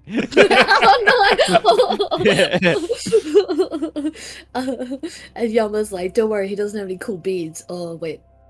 And then he goes to swing. Yeah, he also has a string of. He also has a bunch of beads on a string that he likes to party with. Yeah, I've seen them before. So I'm assuming 11 doesn't hit. 11 does not hit. How 24? 24 looks better. Right. Going for that's 14 damage, and I might do my fiery situation, searing smite. You with that, it is now visible because you've broken its concentration on the invisibility. Yay! Nice. 14 and then 8, is it? Oh, 8 fire. The searing smite 4. Okay. Well, it's just 4 at first, right? Yep, yeah. Yeah, cool. Wait, so we can't like see the health of this thing, hey? No. Alright, so I usually tell players Just though keep that hitting it. when it's bloodied, it's kind of under half health Oh, okay. to give you a bit I of. was just gonna say it's like that's good though. It's like Monster Hunter. You just keep hitting it until it fucking dies, and you're like, Yeah. oh, sick. You think you Finally, definitely it burn cut it a its little tail bit, off. but it seems resistant to fire. Yeah. At least you get some constant, but yeah, that's I think all Yama is gonna do. The Jin's gonna just float through the wall into the room, and be like, "You got this, guys. I believe in you." And just holds a thumb up. He's like, doing, like, she's like, "Do you want me to take care of Everyone's it? facing away. I can take care of it for you right now." No, it's okay. Okay. Okay. I thought she couldn't talk. I thought she would be doing like hand signals, but we're all facing away, so it's kind of... She You're realized hiding that she behind has a the rock. spell tongues, and she can like. Oh, okay. That's so good. Okay. All right, my turn. So am I still in stealth? What are we doing? You'll need to re-stealth. So because you hit it, Okay. it knows where you are now, effectively. I'll go back into the stealth. So roll for that. Yeah. Stealth. Go on. Fucking. Yep. That's sick. And so I will sneakily sort of approach behind these pillars, using them to my advantage with my rapier and dagger still equipped. I sort of like brush past Cillian, like, watch this. Oh boy. Because I imagine that our race are very competitive as well, so Yeah. and then I can kind of come up. I'm assuming this is behind. Is this behind at Sure. this point? Yeah. Yeah, and then I'll go for a sneak attack, right? It would be a rapier attack. Rapier attack. With advantage. Okay, alright, so just roll for rapier. Are you rolling with advantage? Oh, sorry, how do I do that? Just roll again, and you take the better result. Oh, roll again. Okay. So you roll twice and take the best result. Oh shit, that's the best Oh result. yes. Oh, that is the best result. All right. Okay. So give me that. If you want to roll damage and roll it as a crit, you can probably do it within the Foundry thing there. Foundry thing? Where's... Or like, you know, the In the chat, you know, the chat. little chat in the tabletop. Oh, roll damages. Yeah. So what is this? 28, I'm assuming. Oh shit. Far out. Is that right? Yep, that was Yep. 100% right. They doubled everything. Holy moly. So Shit. you That's a did. bit of damage. So that's 55. 55. Is that really? Is that real? I break the game. I think you have. I don't think those totals are correct, right? 31 total. I think it's more like 31. Because you did 12 Well, plus Yeah, 19, 6. 19 and 12. Because you had sneak attack. 19 and 12 is 31. Oh yeah, true. Yeah. So 55. Okay, wow. Look. So you crawl. You know, you're kind of sneaking through the shadows. Maybe there's that. I'm imagining that moment in Avengers: Age of Ultron where you pull the bow on Cillian, and you'd be like, no one would know. Yeah. And then you pull the rapier out and keep sneaking. Yeah. And Like he is wearing some pretty cool jewelry. Like, could have all that.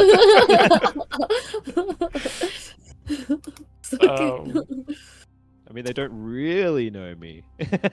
So do you want to describe... So Yeah, you okay. effectively disappear from everyone's view. Yeah. How do you reappear and take care of this slard problem? Okay. I guess like, is there still like the sand in the room? I guess. Yeah, there's like remnants Yeah. of burnt salt and stuff like that. Yeah. Yeah. Yeah. I guess like you kind of hear this like very faint like movements around these pillars, and then all of a sudden this like burst of sand kind of comes out, and it's me with my 2 daggers, and I sort of just like I'm right up behind this thing, just stabbing and slashing away at like multiple sort of occasions at the back of this was it Slard. slard, and just like blood is pouring out sort of like all over my hands, and there's like a shit-eating grin on my face. Yes. Assuming it's blood because it can bleed, but yeah. Yeah. Or was it like greeny shitty blood? Yeah, absolutely. It's got like weird.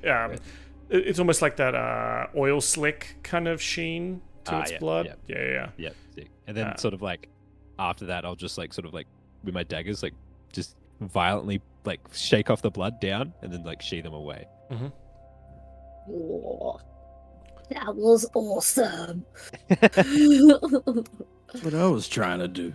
And then then like just a really polite little bow. Yeah. And then I'm gonna look to the djinn and be like, "So where's this magical essence?" She points to the shell. You go over there and kind of you open it up, and inside you find a potion and a petrified fish egg that you can feel is kind of thrumming with power. And you look at it, and it seems to be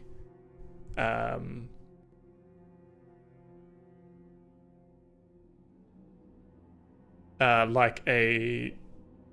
You've heard about these. You've heard about them written about. This is the equivalent of a pearl of power. Oh, Oh, shit. is that good? For everyone playing at home, I'll just read out what Dylan is, I assume, looking up right now. Mm-hmm. It is a magic item. It does require attunement by a spellcaster.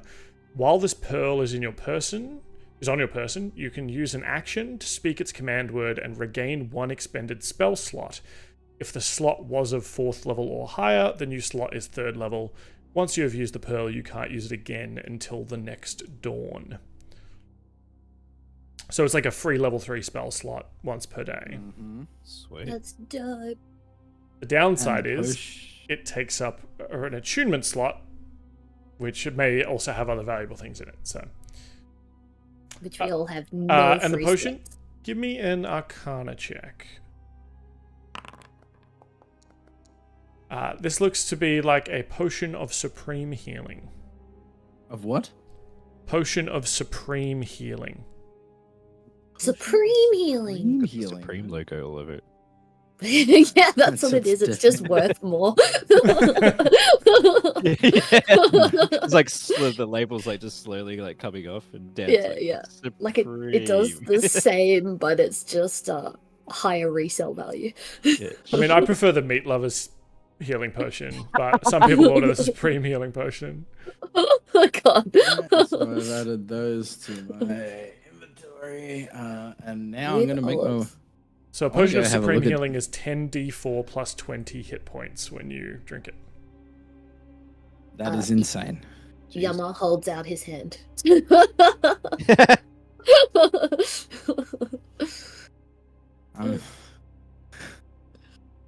sort of all like right. checking the oily piss all over the floor to see if any coins sort of dropped from that thing. Oily I'll- piss. Yeah, kind of like in Scott Pilgrim where he's just like, oh, sweet coins. Oh yeah. Oh damn it! It's not even enough for the bus ride home. Yeah. Unfortunately, no coinage or anything else of the sort. Okay, I from pick up a this. shell and throw it, and I'm like, damn it. Oil-covered shell. Yeah. All right, I'm gonna look at Yama and be like, do you need this very strong potion of healing? Yes, please. Thank you. You can have it.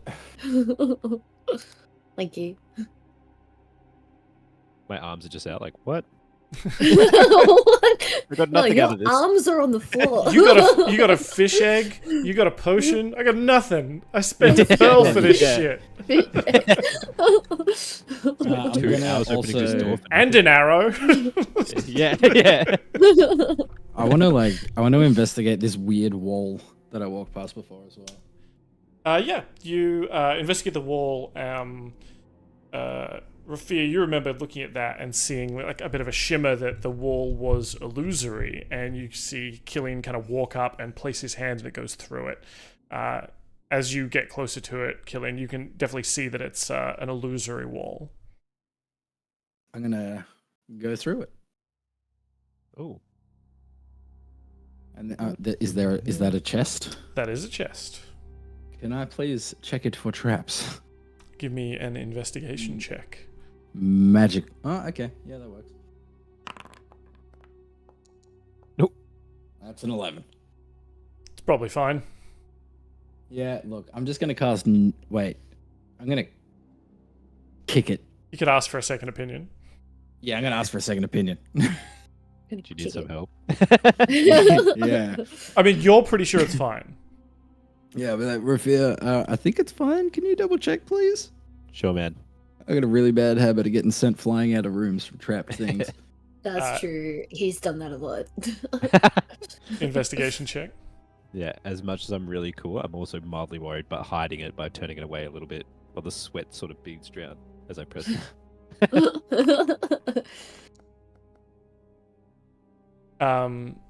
16. I mean, it's not surprising that an amateur would miss this very, I mean, it's not an obvious trap, but there's traps. There's traps ahoy right here. Traps ahoy. All the traps. Traps ahoy. Can't believe it's not traps. You think it's something simple, though. Like if you were to open it, a burst of water would probably, knock you back kind of thing. Am I like familiar with this trap though? Like, I know exactly the type of thing, and kind of pull out like one of those, like the thieves' tools, but it's kind of like those movies where they have like the Where they really roll long... it out. Yeah. Yeah, they roll it out, and it's just like a bunch of different tools. Yeah. I'm like really proud to be able to pull this out. Give me a thieves' tools check. I guess for you, this is probably like sleight of hand equivalent. Yeah, I was going to say. Or it's like dexterity plus your proficiency and expertise, I think. So what am I doing? Just do a sleight of hand, I think, would be the equivalent for you. Okay.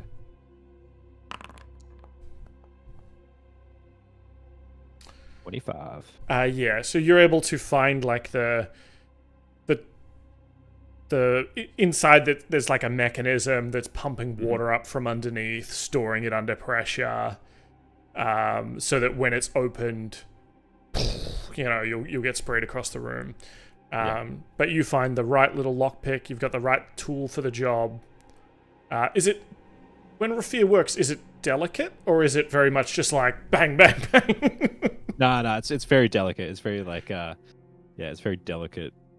I'd say it's because of the tools. Despite him not having such neat stature, the tools are very well cleaned and sought after. It's like nice silk velvet. Yeah, it's like they're like probably not high end, but they're a decent tool. Mm-hmm. And he's very, very proud of this rolled out. I don't know, what would you call it? Sort of tool bag that's sort of got all its individual fucking little straps for all the type of lock mechanisms, if you know what I mean. He looks after the important stuff. Yeah. So it's just sort of like clicks away, and he's kind of got like pinkies out sort of thing, and it's just like, yeah, I've dealt with this model before sort of thing, and he's like he's like putting it back in and like rolling it back up like it was nothing.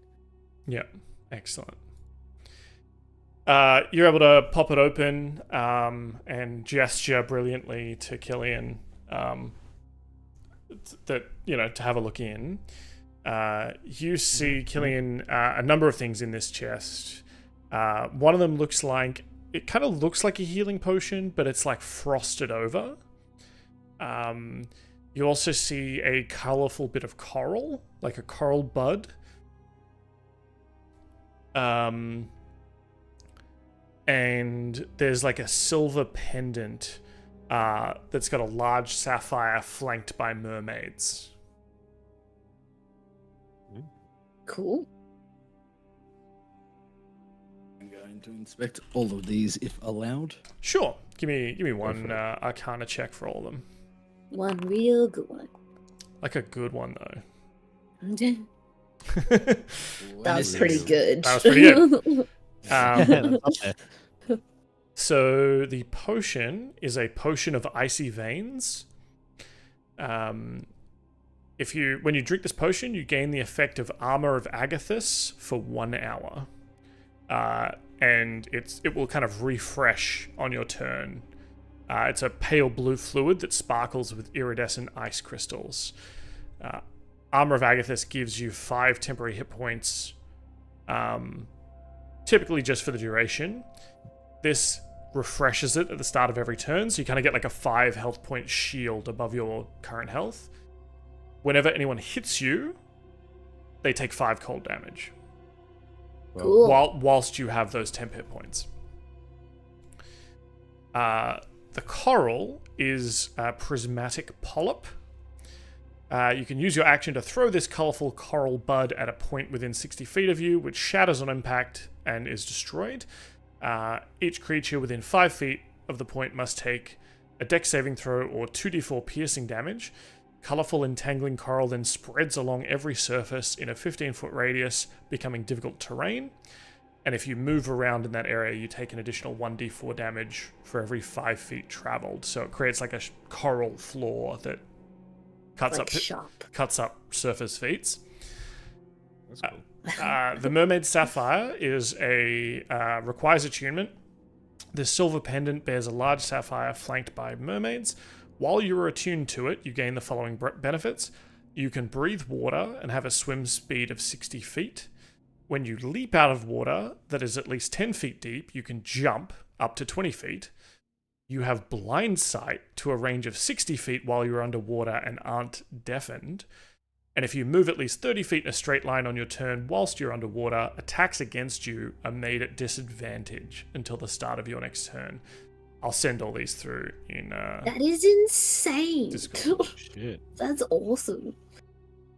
That's so cool. I'll chuck that Cool items. in the What Parrot loot? Discord. Nice. It's 10 o'clock. It's getting a little bit late. Mm.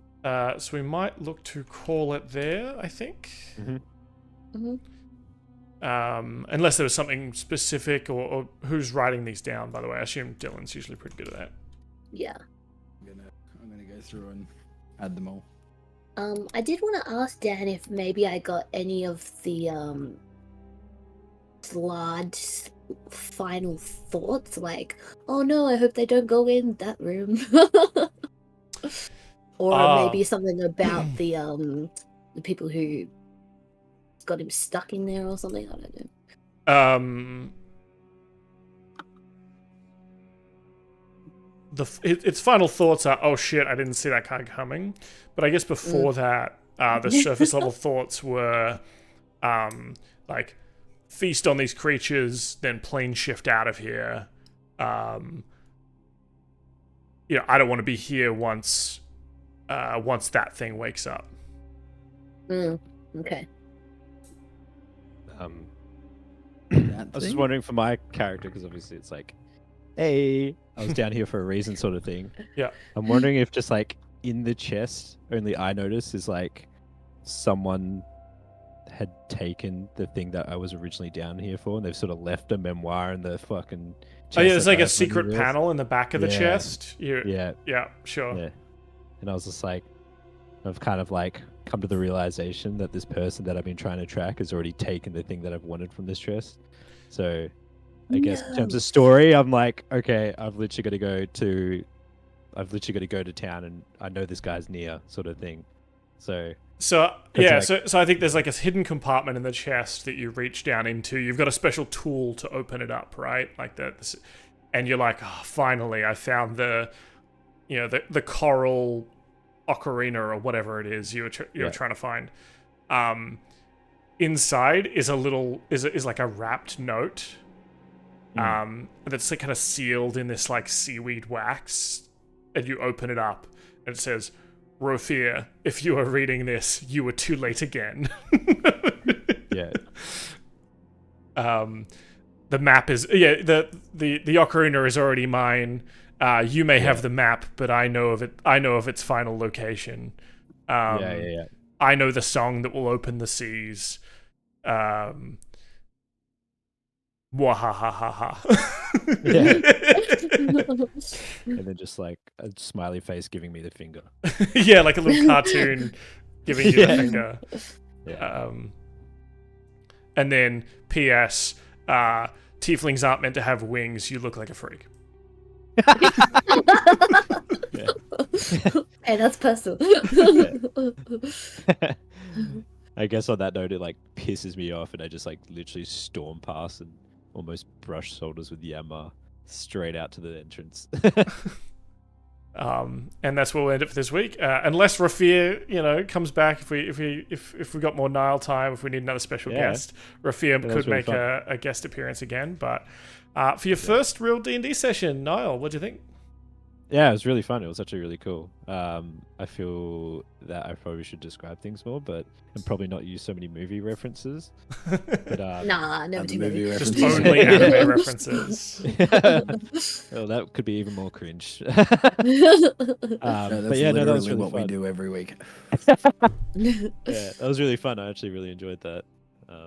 Excited I feel like I need to catch up on content now to sort of see where everything's at in terms of the world building. Oh, that's how they deal with every single problem. It's brute force the puzzles, brute force the bad guys. Open all the doors. Open all the doors. Cillian Arcana checks everything. Yeah. Yeah. Yeah. And I have a fireballs plus every 9. room. Well, I've only got 2 fireballs left until we get to the list. Yeah. But no, we really appreciate having you. Thanks for stepping up out of the chat and into the actual stream itself. I saw some people in there. Obviously, I think Maddie and Josh were hanging out in the chat before, and some others. So thanks to them and Timmy. Hopefully we'll get Timmy back next week as well. Hopefully Katie's feeling a little bit better. We'll have Cait next week and Dylan next week, but then Cait might have to duck away, so maybe Rafir could make a return appearance then as well. Sure. Yeah, let me know. But yeah, thank you very much, everybody. I'm going to end the stream there, and we'll have a bit of a post chat. We'll see you all. Bye-bye. Goodbye. See you.